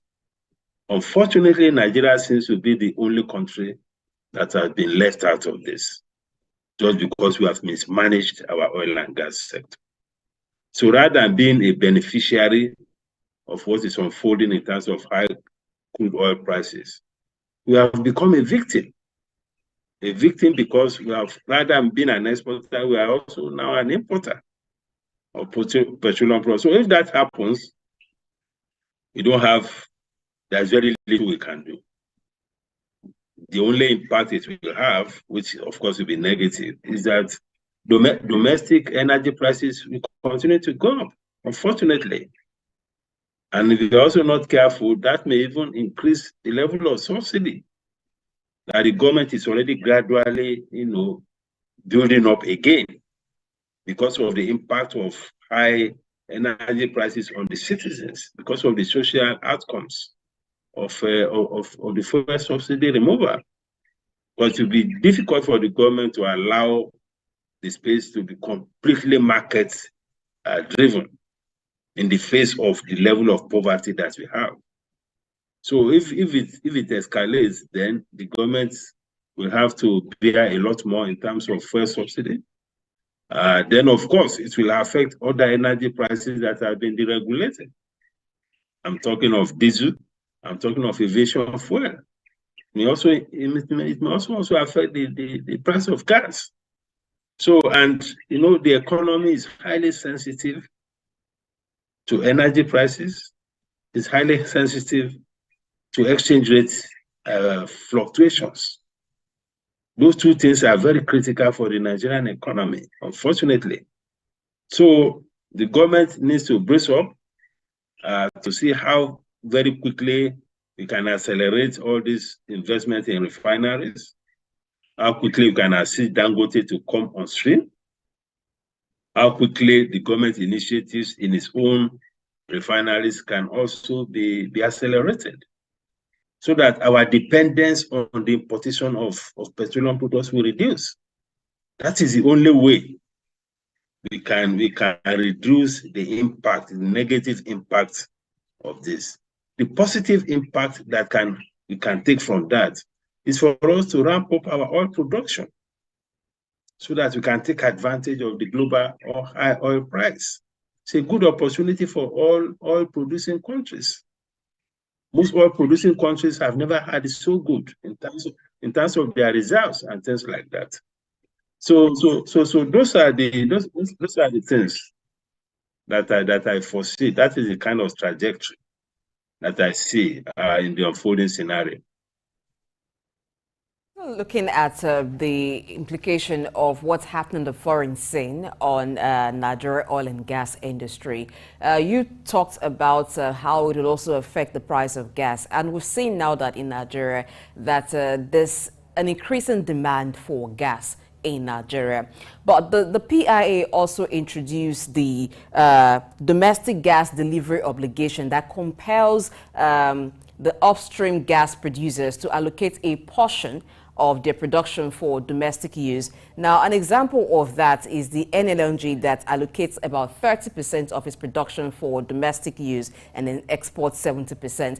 But we see that because of the increase in demand, we're also having CNG vehicles now because of the fuel removal, the subsidy removal. So how do is there a need for an amendment of that part of the Act to allocate a specified percentage for the producers to domestic customers than just saying allocate a portion to show up the supply of gas? No, I think there is a specific percentage. I don't have the figures now, but there's a specific percentage which has been specified or prescribed for the NLNG to make available for the domestic market. But again, we have to be careful so that we don't also disrupt the economics of the investment of the NLNG, because NLNG was set up purely as a global company. The focus is actually export focused, and therefore the pricing is often determined by what is happening globally. But again, we have to give consideration to the domestic market, and that's a limit to which we can begin to interfere in their operational activities, because it's set up as an independent company. The federal government is a minority shareholder.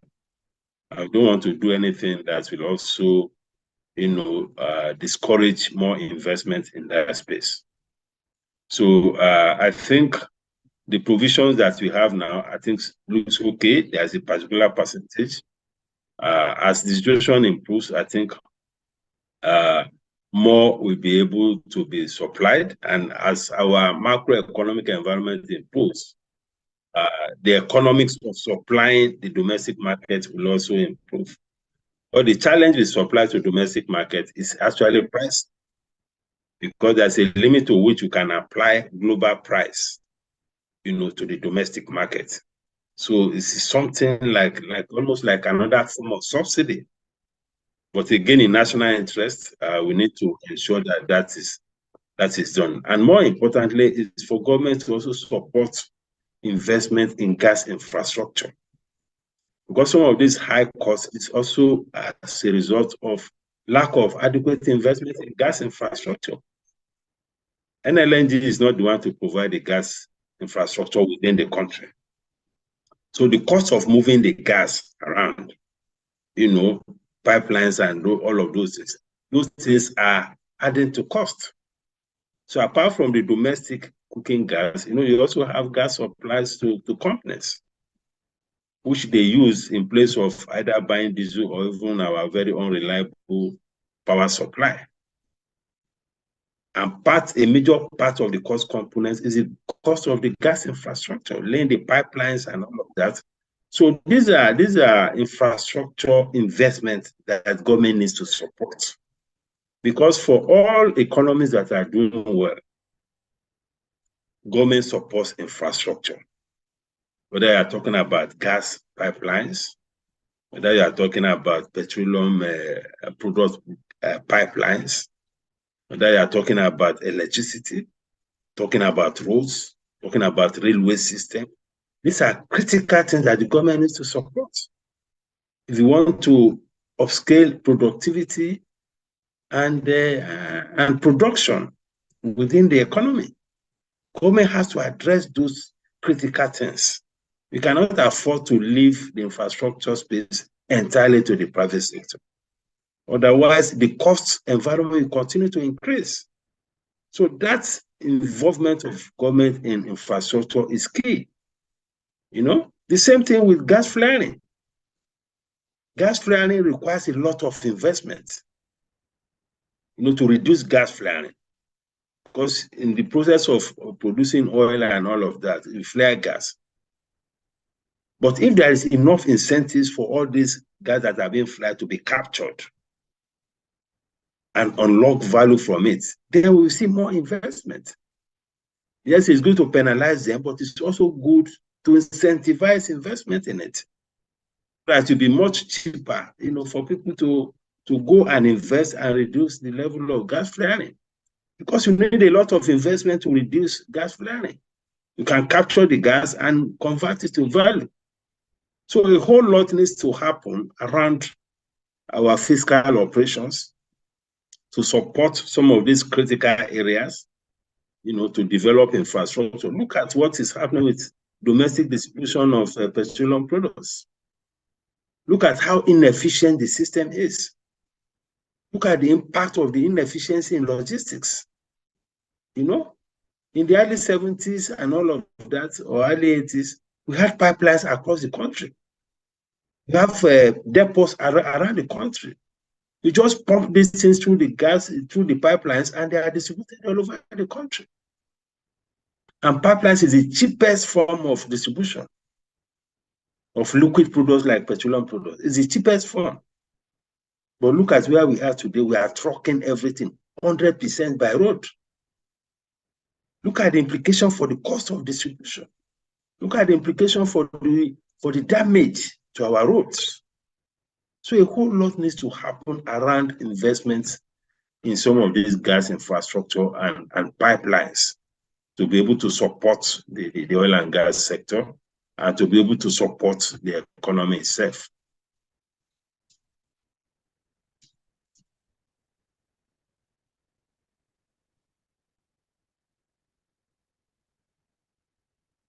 I'm not hearing you.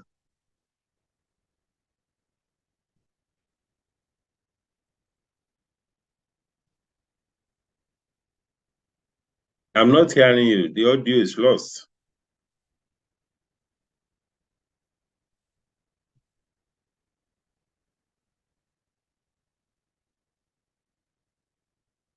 I didn't hear you.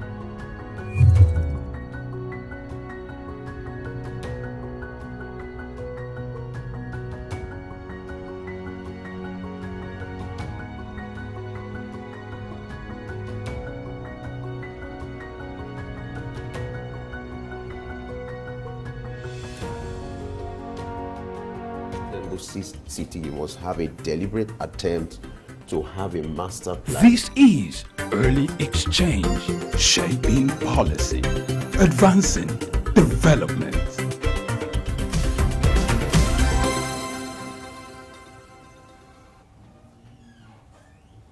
It's still early exchange, and we must apologize for that interaction. We're still looking at the reforms in the oil and gas sector, and our special guest today is Dr. Muda Yusuf. Dr. Muda Yusuf, glad to have you join us once again. Thank you.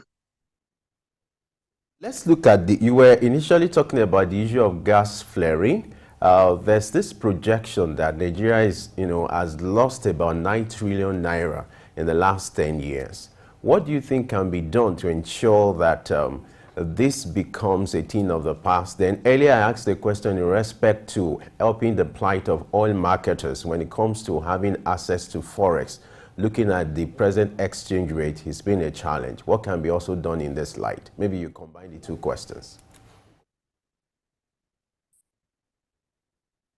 Well, for the foreign exchange issue, that's a very difficult one, because it's very difficult to isolate one segment of the economy for preferential foreign exchange. It's extremely difficult, because if you do so for the oil marketers, the manufacturers will come forward, the aviation people will come forward, those in agriculture will also come forward. So it's a very complicated matter. So the only thing that can happen is for us to be able to sort out the issues of foreign exchange at a macro level, so that we have macroeconomic stability, we stabilize the market, and we ensure that we have sufficient intervention by the central bank in a way that will ensure stability in the market, in a manner that will ensure transparency in the foreign exchange market. Of course, there should be some fiscal measures to regulate items that will also be coming forward to demand for foreign exchange. That is for the fiscal authorities to do. It's not for the central bank to be compiling a list of items that you can import, items that you cannot import. It's a trade policy issue. It's a fiscal policy issue. So the fiscal authority should work with the monetary authorities to see how we can normalize the situation in the foreign exchange market, especially after we have cleared the backlog of outstanding obligations, letters of credit, currency swapping issue. We need to deal with it at a macro level. As for the issue of the gas flaring, well, it's unfortunate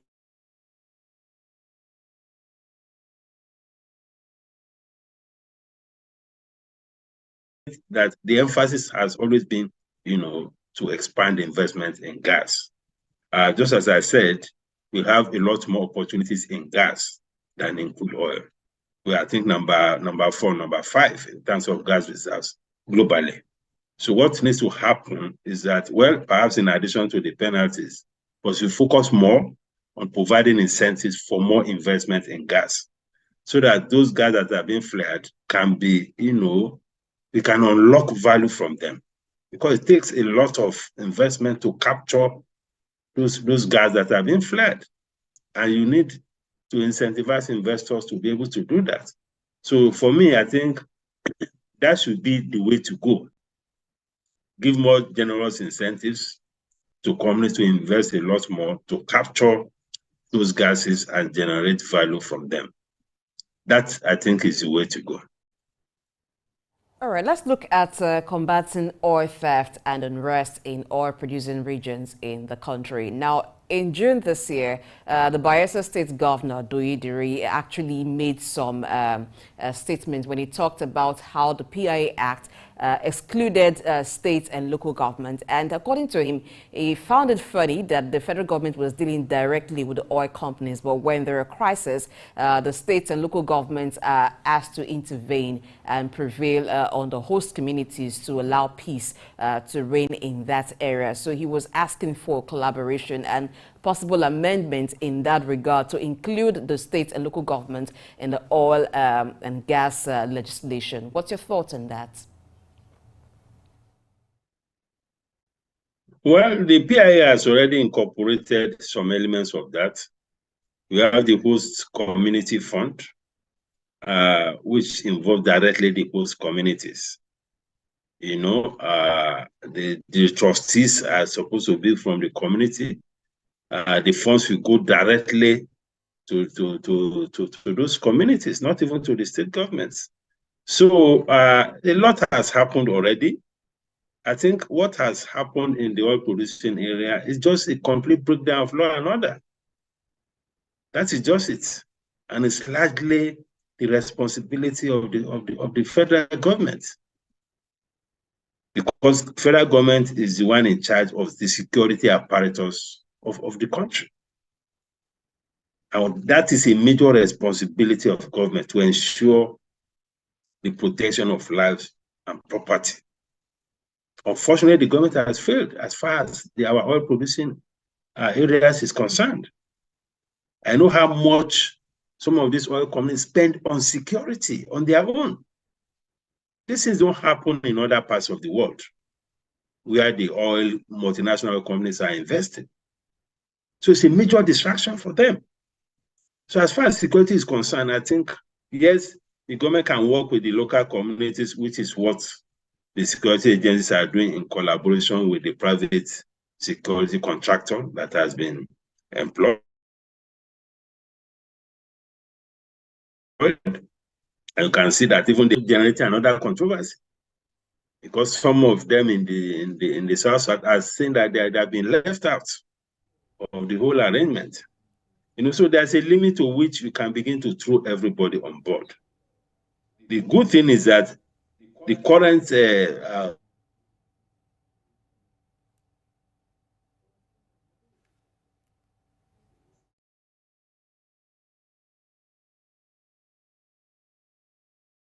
All right. That's we having a glitch there, and we cannot continue the conversation with Dr. Muda Yusuf. But he's talked extensively, very brilliantly, about the challenges as regards reforms and regulations in the oil industry. Yeah, I learned this back. Dr. Muda Yusuf, as you wrap up, maybe you just conclude your thoughts. The point I was making, I don't know whether I can still hear me. The point I was making is that the government within the revenue allocation formula has taken care of the states to a large extent. We have the derivation fund, which is about 13%. Many of the states are getting in the oil producing area are getting almost 3 or 4 times what some other states are getting in terms of revenue allocation. You have the NNDC, you have the Ministry of Niger Delta. And the states, have a lot of role to play in all of these agencies. So I don't know what more the state government still want the federal government to do. Then we have the host community fund, which has been created within the ambit of the PIA. So I think it is also in the interest of the states to also collaborate with the government to ensure that you have peace and ensure security of all the investments, particularly oil investment assets in that area. It's a win-win for everybody, because the more oil you produce, the more the derivation fund they get, the more funding they get for the NNDC, the more funding they get for the Ministry of Niger Delta. Then there is also the amnesty program. So what else do we want the government to do for the oil producing areas? So I think a lot has been done, and let us just leverage on that and just move forward in the interest of everybody. All right. Dr. Mudha Yusuf, we need to let you go now because of your busy schedule. And we must appreciate you for creating time out of your busy schedule to spend time with us on Early Exchange. Thank you so much for sharing your thought with us. Thank you very much. My pleasure. All right. We'll go on another break now. When we return, Early Exchange is getting better and bigger, and our conversation will be getting more engaging. Just stay with us.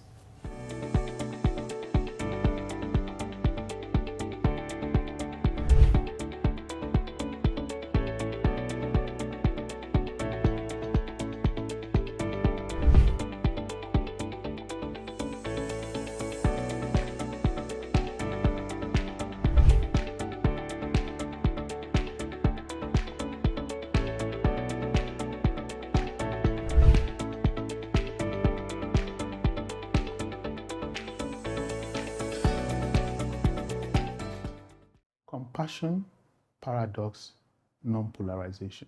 3 key competencies for any leader that wants to be visionary, courageous, and take bold decisions without fear.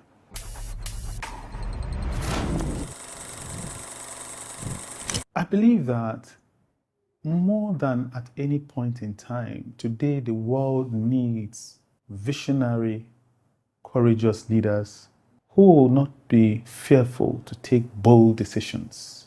I'm convinced more deeply about this based on the work that I did with the AACSB International.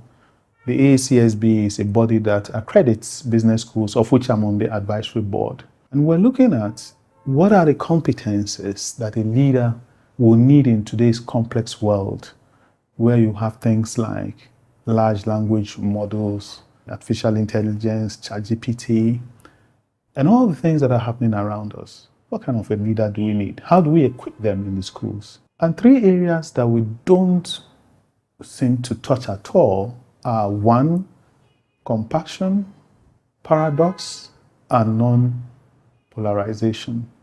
Let me expatiate on each of these ones. The typical leader is painted as Superman, macho, don't show any emotion, get it done. Sometimes the team member that you're leading, they need to know that you are there for them. They need to know that you have their back. Maybe you've been performing historically very well, but you've fallen onto some personal difficulties. It could be marital, it could be health or whatever. And at that point in your low ebb, you don't need someone trampling on you and making you feel less of yourself. At this point in time, you need in your leader a shoulder on which you can cry on, a listening ear, a voice that says, don't worry, I've got you. Compassion, never taught in any school.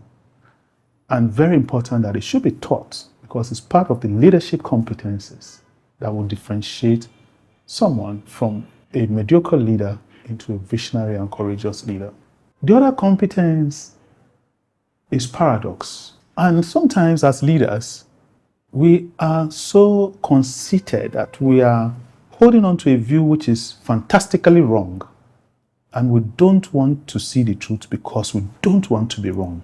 But just consider this, that sometimes it's based on a whole lot of experiential input that you come up with the right result. Consider 3 blind men trying to determine an elephant. The one at the tail will say, oh, this is a rope. The one at the legs will say, this is a tree. The one at the side will say, definitely a wall. The one at the trunk will say, I'm holding a snake. And none of them is wrong or entirely right. It's only when you take the totality of the experiential that you come up with the right answer. It is an elephant. And this is also important, to hold a thought that it's not just my way or the highway. What are the other inputs to get to the right place? And the last but not the least is non-polarization. We program ourselves into binary. Austin, do you like tea or coffee? The moment you ask me that question, I can add 2 more options. I could like none or I could like both. So instead of 2 options, I have immediately created 2 more. I have 4 options. And as leaders, we tend to fall into that binary trap. This is the correct one, this is the wrong one. But let me give you an example. If you write the figure 6, I see 6, and I say this is 6. Ronald sees a 9 because he's standing ahead of the 6, and he says this is a 9. And we trade blows, and we call each other names, and we call each other liars. But if I go on to Ronald's side, I'll see that what he's seeing is a 9. And if he comes over to my side, he'll see that what I'm seeing is a 6. So it's not binary. We shouldn't have polarization. Rather, we should strive to see things from the other person's perspective. The best example to illustrate this is little Mary that is being taught mathematics at school. And the teacher says to Mary, if I give you 2 apples and I give you 2 more apples, how many apples do you have? Mary says, I will have 5 apples. Teacher is very annoyed. Mary, you are thick. We went through this several times yesterday. If I give you 2 apples and I give you 2 more apples, how many apples will you have? If the teacher had asked Mary, why do you say 5? Mary would have told the teacher, because my mom packed 1 apple for me in my bag. So if you give me 2 apples and 2 more, plus the 1 in my bag, I will have 5 apples. Think about it. Compassion, paradox, non-polarization. 3 key competencies for any leader that wants to be visionary, courageous, and take bold decisions without fear.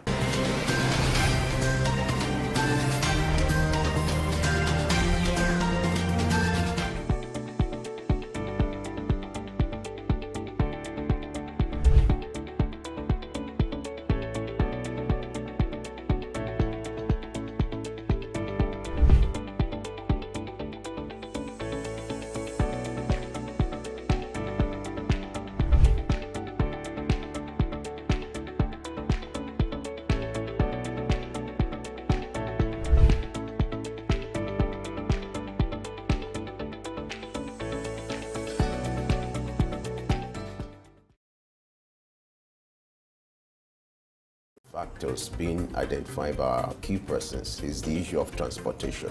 For you to have a sustainable city, you must have a deliberate attempt to have a master plan. This is early exchange, shaping policy, advancing development.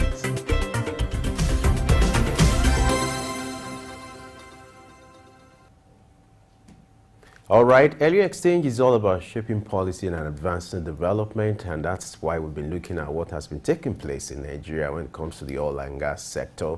Earlier, we had our special guest, Dr. Muda Yusuf, who talked about the reforms and the regulations in that sector. And now we want to look at the midstream sector of the oil and gas, what the type of activities that are taking place. This is where the actual processing, the oil production and marketing actually take place. The oil and gas sector, you have three divides. You have the upstream, the midstream, and the downstream. And now we want to look at the activities taking place in the midstream sector. To shed more light on this and to provide professional perspective, we are being joined by Roy Olori. He's the MD CEO, Helvid Engineering Limited. Roy, glad you have joined us on the next thing this morning. Thank you so much.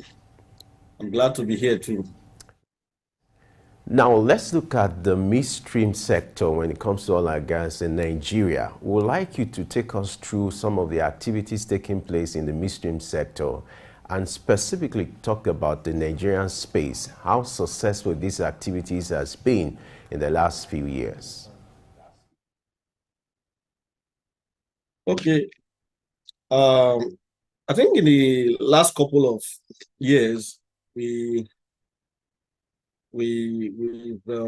tried to, the midstream sector was bedeviled by a lot of problems, like the militancy issues that affects your pipeline. Even some have to affect vessels.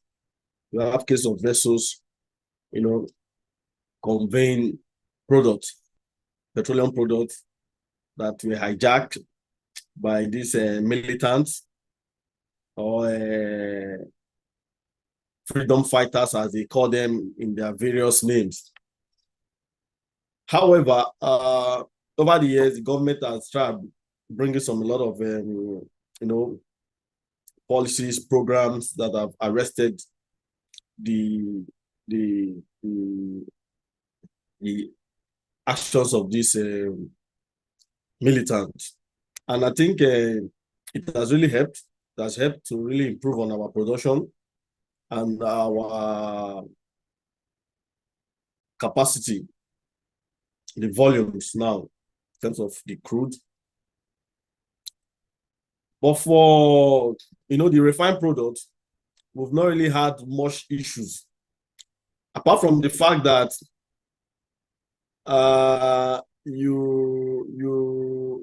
most of our products come from abroad, mostly the PMS. So we've not really had so much issues for the midstream at the midstream level for refined products. So I think basically we are progressing. You see the recent contract given to this Tintilla Services, this security, this former Niger Delta strongman, Tom Polo. You see, they did a lot of work to curtail the activities of vendors, tapping into the transportation lines of the oil pipelines, convey product from stations, flow stations to export terminals, storage terminals. There were a lot of losses along that line before. In the process of trying to convey this product from the flow stations to the terminals, there were a lot of illegal connections to these export and transport pipelines. But for now, I think it has reduced significantly. So I think we are making progress. There's appreciable progress. Okay, let's look at the roles and contributions of the midstream sector in Nigeria's oil and gas. Can you expand on that so that we identify clearly the roles and contributions of the midstream sector? I didn't get that. Let me please come again. I need you to expand on the roles and contributions of the midstream sector to Nigeria's oil and gas industry. Let's identify basically their roles and functions. Okay, the midstream sector is a very critical aspect of the Nigerian oil and gas, because if you drill oil well,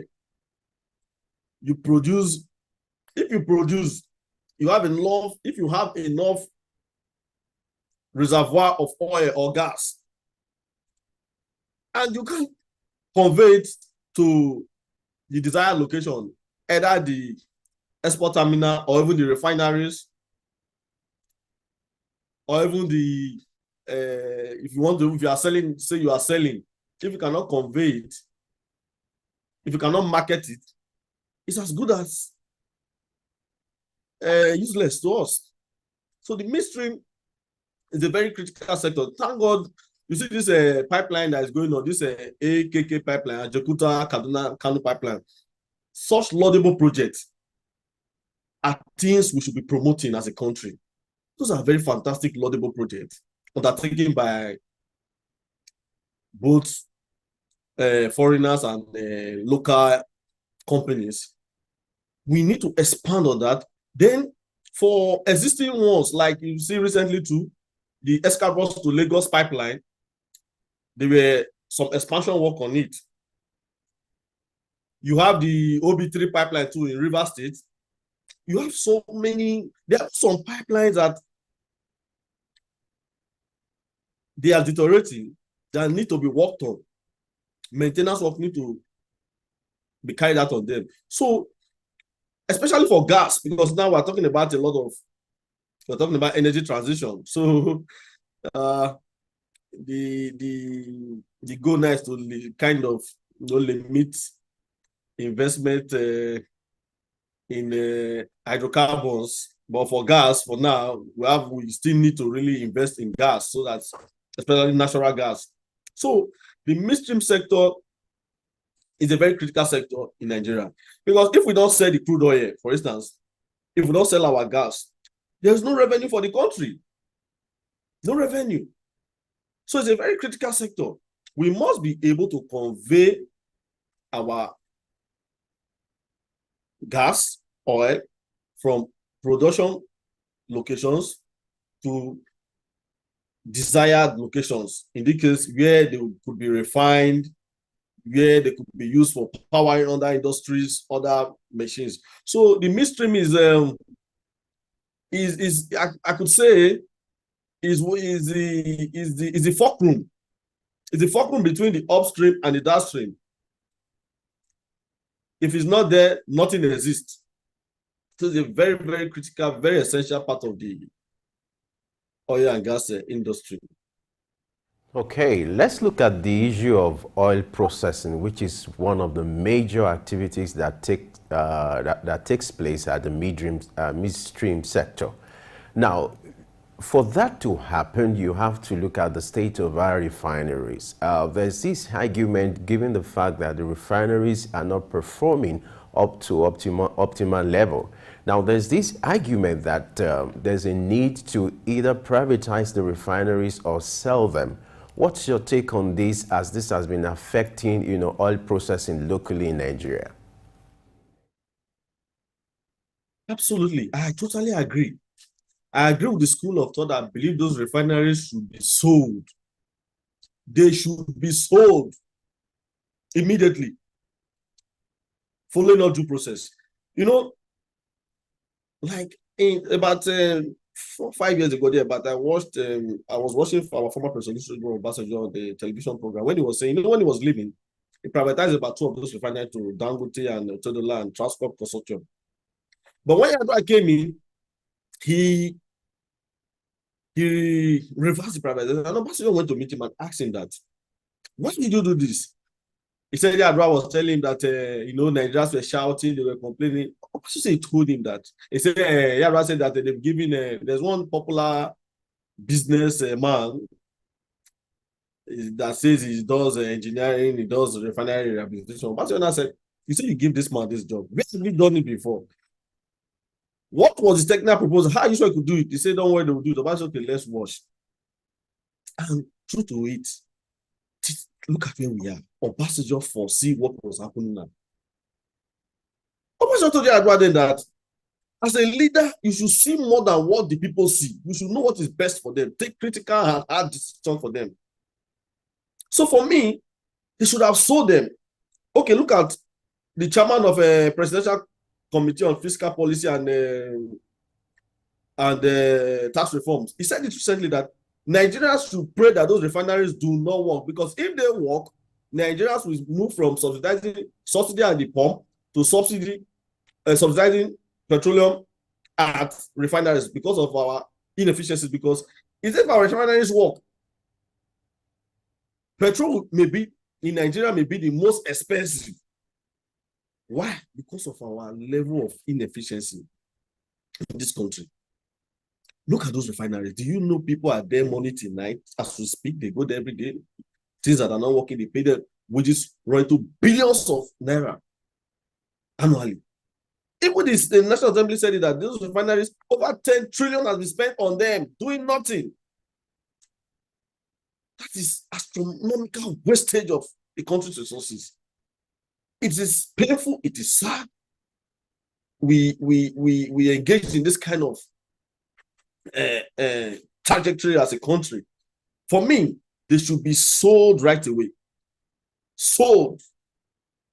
Yes, you will not see a lot of people will agitate this, that. Pay them adequate compensation and let them go. So sell it to private sector.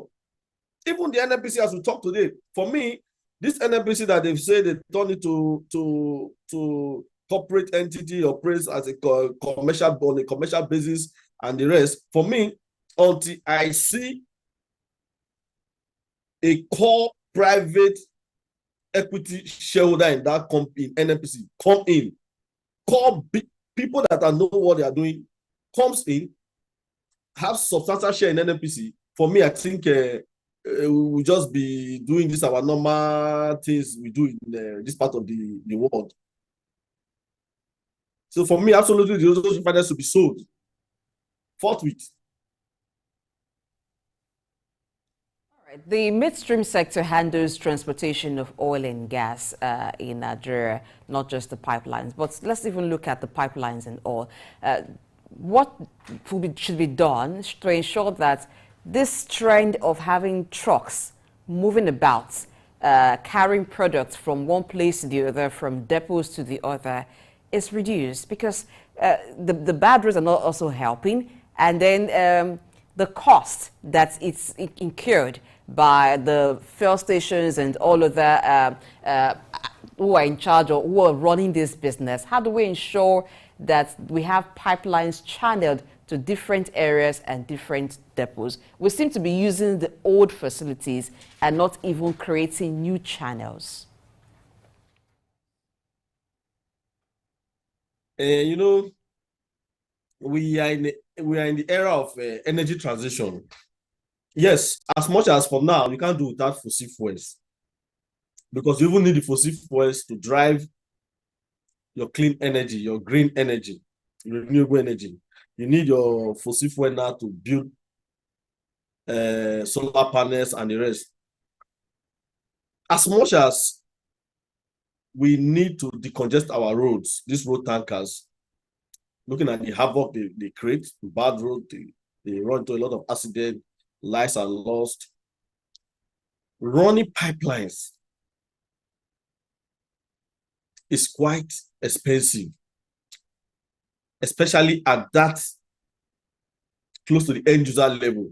Because if you look, based on your question, you're looking about, if possible, running to places like stations. That would be quite enormous, running such pipelines across the country. But for now, maybe what we can do is to increase our depot capacity, tank farms, have them at, do more of them, run pipelines to those depots, so that the point from where those tankers go and load to the point of discharge may not be too far away. So we can expand our depot capacity. But, for some time now, depot construction, tank farm construction has really slowed down, because one of the primary drivers in this Nigeria oil and gas industry, in terms of the marketing level now, at retail level, the stations and all that, is PMS. That's the high demand. And as it is, the industry in terms of PMS, trying to source it, because you have to import, is not really encouraging to the marketers, to the oil and gas marketing companies. Forest challenge is there. So that's why you see today NNPC is like the sole importer of PMS today. Just a few months ago, there's one company in Lagos, they imported PMS, made a lot of, we heard a lot about it, but we didn't hear the end of it. We got news for some people that they ran into a lot of losses, but that's not within our purview here. So yes, in order to curtail this accidents occasioned by trucks on the road, in terms of building more pipelines, what we can do now is we have to have adequate storage at strategic locations across the country. So that the tankers don't need to drive too far. Because what you have in most cases now, you see tankers coming from as much as Port Harcourt to Lagos to load. Tankers from even the north. What stops the government from having enough tank farms in the north? Run pipelines to those areas. Build tank farms so that those tankers running away from most of the petroleum products to the north are run through the road. They are run through Nigeria roads, and it's risky. So I agree with you that we need to enhance our pipeline infrastructure. to limit the numbers of road tankers on the road, and as well limit this untoward occurrences of accidents here and there. However, we can still build on our railway system too. These are avenues too. We can also enhance our railway system to convey this petroleum product. So it's all about the sincerity of government to really to look at critical infrastructure that we need and invest with all sincerity of purpose. Do the right thing. Invest in these infrastructures. Follow due processes. Now let's look at this issue of modular refinery, the advocacy for modular refineries. Do you think this will go a long way to help the inefficiency in the system when it comes to oil processing? You see, that's another area again you've touched. Modular refineries, as we speak, even the operators, they are complaining that they don't have enough feedstock to operate. Most of them are operating at loss. Some are operating at less than 40% capacity, 50%. Most of them. We happen to take part in a particular modular refinery we constructed. After constructing that modular refinery, for more than 2-3 years, there was no drop of crude oil to even commission the place, however, to start production. So, you see, that time, I was amazed. After when we finished that, with respect to this project I'm talking about, that this modular refinery we built, when we experienced that concern of lack of crude oil, I was like, what is happening here? Every day the government comes out and say, encourage people to invest in modular refinery, invest in modular refinery. Here people have invested, yet no crude to run the facilities. It was a totally shocking thing to me. But that is the situation. Even today as we speak, you can do your own research from the operators. So yes, that would have bridged a lot of gaps. But mind you, these modular refineries, most of them, they don't really produce PMS. The system, the technology with them is to produce most of them are diesel, naphtha, residual oil. They don't produce PMS. However, those would have still bridged, gap, create some supply within the system. But as we speak, why there are a number of modular refineries in the country, commissioned, finished, ready for operation, they are operating at low capacity. So the government on this end, even the modular refineries operator too, because they cannot wait. They have to do their own and see how they can synergize with the upstream industry and see how best they can get feedstock. For now, the modular refineries are not really operating optimally as much as we need them. Yes, we need them.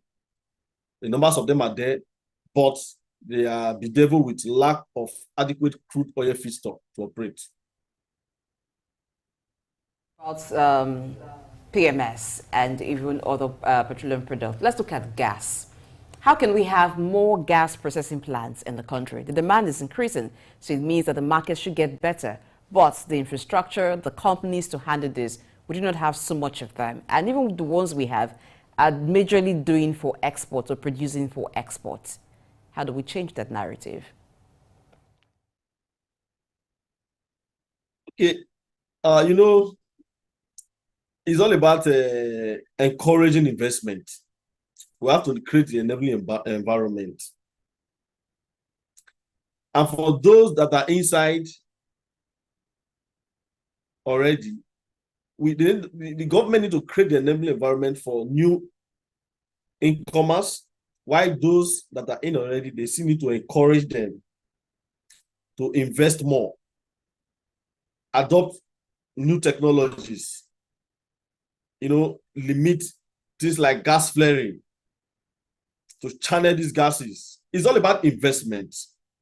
It's all about capital, money, to expand on technologies, to capture these gases, explore these gases. So it's all about investment. The government, through his gas policy, to just, put more effort to encourage, because for now, it's all about gas, gas, gas. And to be frank, a lot of people are looking in that direction now. To be frank, there are a lot of people looking in that direction as we speak now. So I see it expanding in the near future, very soon. I see a lot of growth in the gas sector. Absolutely, I see a lot of growth. All right, let's take a breather now for us to take a special report, and when we return, our conversation with Roy will kick off again. Stay with us.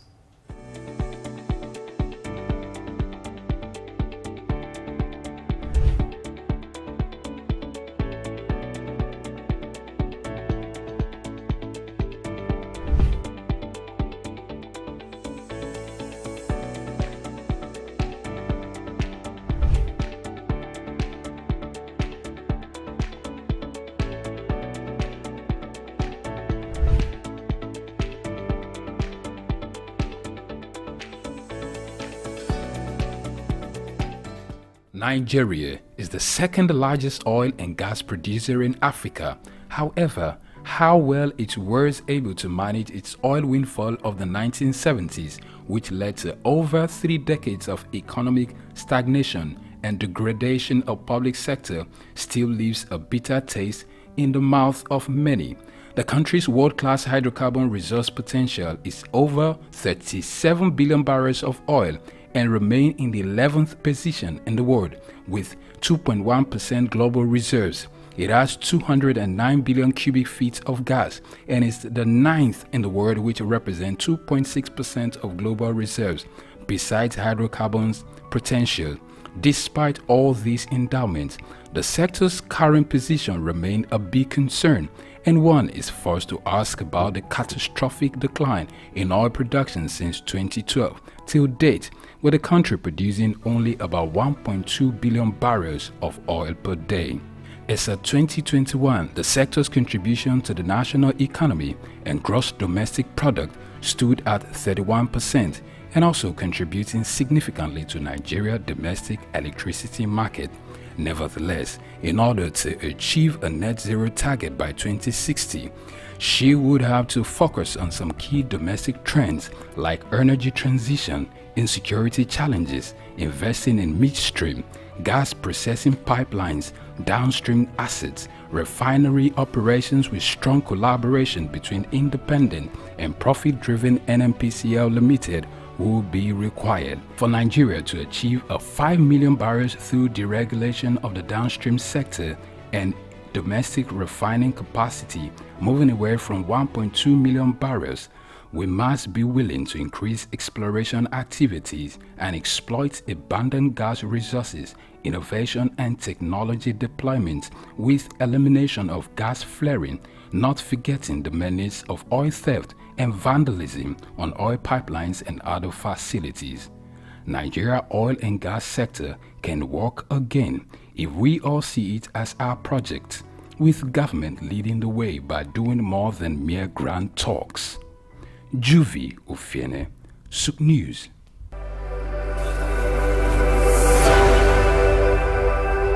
Factors being identified by our key persons is the issue of transportation. For you to have a sustainable city, you must have a deliberate attempt to have a master plan. This is Early Exchange, shaping policy, advancing development.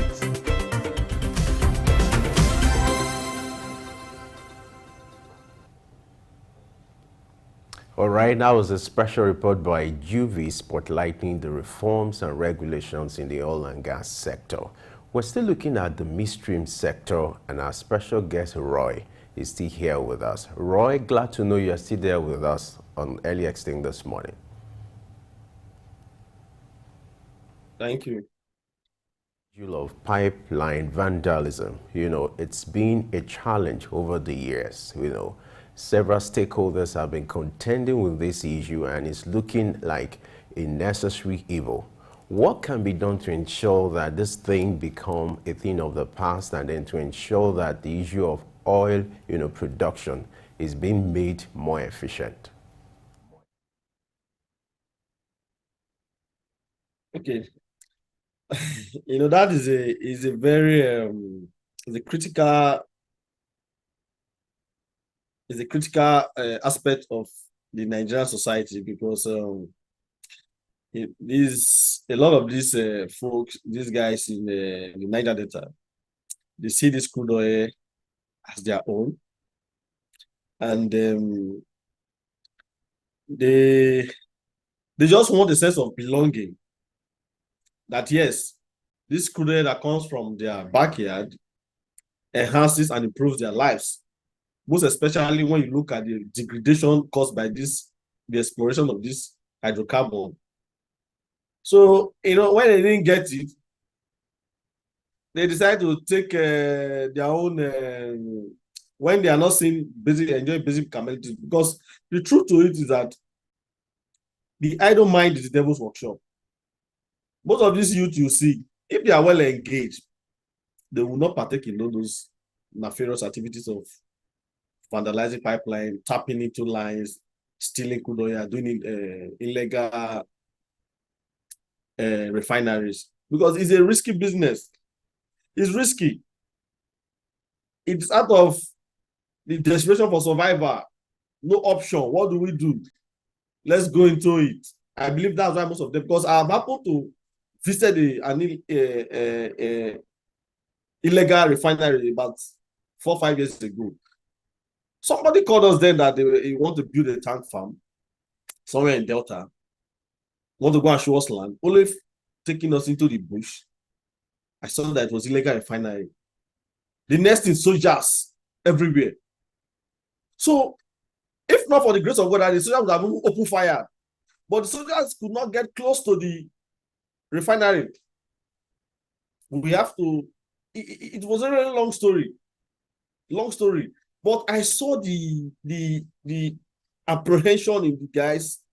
I saw the way they were scattered. They were not balanced. They were just desperate to survive, and you can see that if they had other options of legitimate living, they will not engage in those illegal refinery and illegal crude oil business. So the issue of vandalism, the government needs to improve on palliative and interventionist programs. They need to, improve them, enhance them, fund them, so that they can take these guys, identify the key men in these communities, take them off the street, educate them. And if you educate them, give them decent jobs, these things will reduce. It reduces, because the truth is, for me, as long as there is inequality in society, there's hunger, there is lack within this disadvantaged strata of the society, they will keep trying to find their hands to do illegal things like vandalizing our crude oil pipelines. Every day they burn illegal refineries. If you go to the Niger Delta, they will burn 20 today. As they are burning them, they are starting another 20 tomorrow. Some of them will tell you that they don't have any means of survival. That, okay, that you burn this now, give me job. So it's all about creating jobs, creating employment opportunities, enhancing the economy, improve socioeconomic life of the people within that region. Because most of them are aggrieved that this thing is taken away from them. They are suffering from a lot of degradation, aquatic life damage, healthcare impacted negatively, the air polluted, acidic rain, and at the end of the day, they have little or nothing to show for it. So they just felt, let's go, according to one former leader, that every time the people ask the governor that, what do you have for us? The governor will say, no worries, in the pipeline, it's in the pipeline. Okay, the youth now say, okay, let them go and look what's in the pipeline, and now start busting pipeline. So let's do what we're supposed to do. Create jobs, improve our socioeconomic life of the people in that core Niger Delta area. Take them up the street, these boys up the street.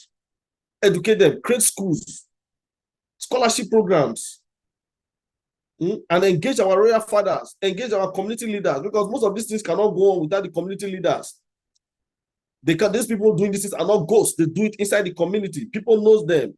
So we need to keep, the government need to be engaging the community leaders, engaging them, the royal fathers within those communities, and make sure these things stop. Because no matter how aggrieved we are, it's not to go and risk our life and be vandalizing pipeline. And then they will now lose their life, cause more havoc to the society and the environment. So for me, these guys must listen to reason. Stop. Thank God for people like Tom Polo. Thank God for people like them that decide to drop arms and come into the system to sanitize the environment and create more value for the oil and gas value chain. I think there's a lot of results now since the government. I think they just renewed this contract again. I saw it a few days ago that the contract was just renewed, the pipeline surveillance contract. Good, because if you have even taken that contract away from him, you would have created more problem. Because there are a lot of people he feeds to that contract. There are a lot of those militants, those boys that are happy that, okay, our guy is there, our man is there, at least we have a contract there. Because what they are used to, what they were brainwashed before, most of those Nigerian guys were brainwashed that most of the oil wells, most of this and that, the oil industry is controlled by sections of the countries that are not even the ones owning the oil, that the oil is far from them. So but when you give people like this, the Tom Polo contract, it creates a lot of multiplier effect to douse the tension of militancy and vandalism. Addressing the issue of vandalism in the oil-producing areas, local content policy, to what extent will its implementation address these issues? Some of these guys who have illegal refineries know how to an extent, maybe illegally, but they understand the science of refining oil. There's always been the advocacy of legalizing the illegal refineries, maybe have them more trained or incorporated into the system. So to what extent will local policy participation address these issues? Okay, in terms of local content, I think that Nigerian Local Content Act, is one of the most robust laws Nigeria have. Honestly, frankly speaking, it's a very robust law. It creates a lot of opportunities. If that law, that Local Content Act is being implemented 100%, by now, I don't think we would have even had most of these militancy issues in the Niger Delta again. Because almost every youth in that environment, almost everyone in that environment, one way or the other, would have been benefited immensely from oil and gas exploration and production. As for incorporating this militancy, this local refinery proponents into our modular refinery, this thing, there's a very wide gap. What those guys produce in the illegal refinery is not clean enough. For you to make it clean enough, so certify it for use of machines so that it cannot cause destruction, damage to machines, vehicles, engines. You need to bring it at a minimum to what you have now, these modular refinery levels, and at that level is a huge investment. To build those modular refineries is massive investment on its own. So it's not something, and I don't foresee the government building a modular refinery and handing over to those Niger Delta agitators. I don't foresee things like that. If we do, looking at the paucity of funds, even you want to hand over to them, you need to upscale their knowledge significantly. So the government can bring them in, train them. The government is doing that.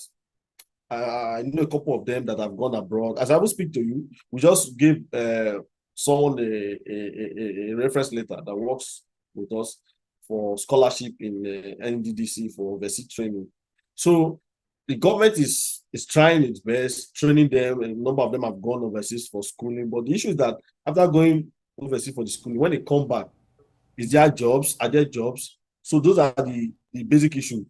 They can still train them in the refinery aspect and as well. All right, Roy. We need to take another break now. When we return, we'll continue our conversation with Roy. It's still early exchange and it's getting bigger and getting better. Stay with us.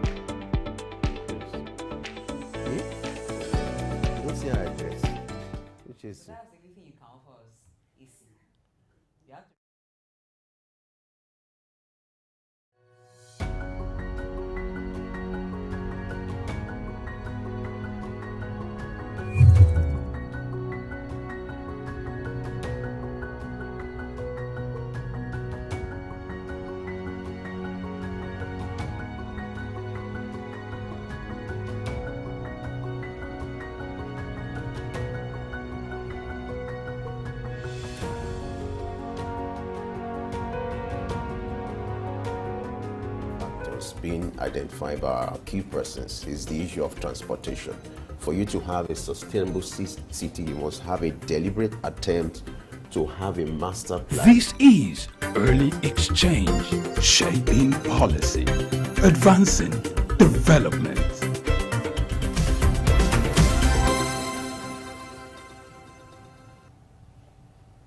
All right, it's still early exchange and we are gradually wrapping up our discussion today. We started with the reforms in the oil and gas sector. We dovetailed into the midstream sector and now we'll be looking at the downstream sector to look at the activities taking place in that sector. The downstream sector has to do with the sector where the products are being converted into finished products for the end users to be able to make use of them, conversion to gasoline and the rest of other sources. And our guest is still here with us. We still have Roy joining us on Early Exchange. Roy, glad to know you're still there with us.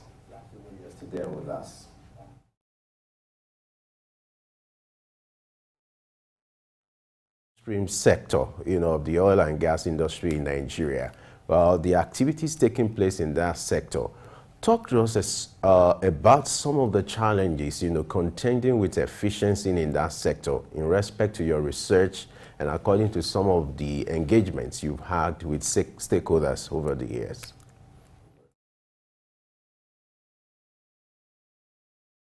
Okay, the downstream sector is a very, presently, it's going through a lot of challenges.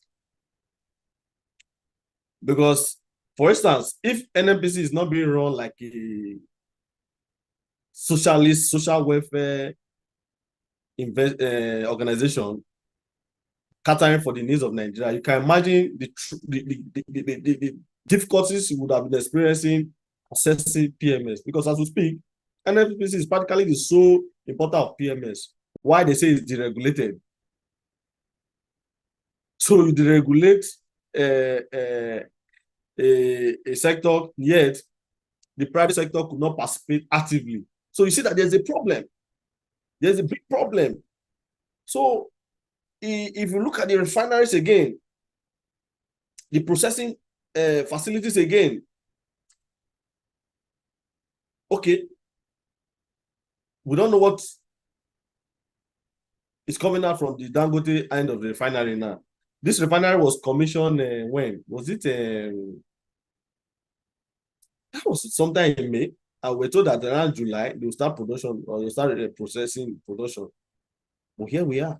At the point we heard that he doesn't have crude, he has to go and source for crude overseas. So basically, the downstream sector is bedeviled with a lot of problems.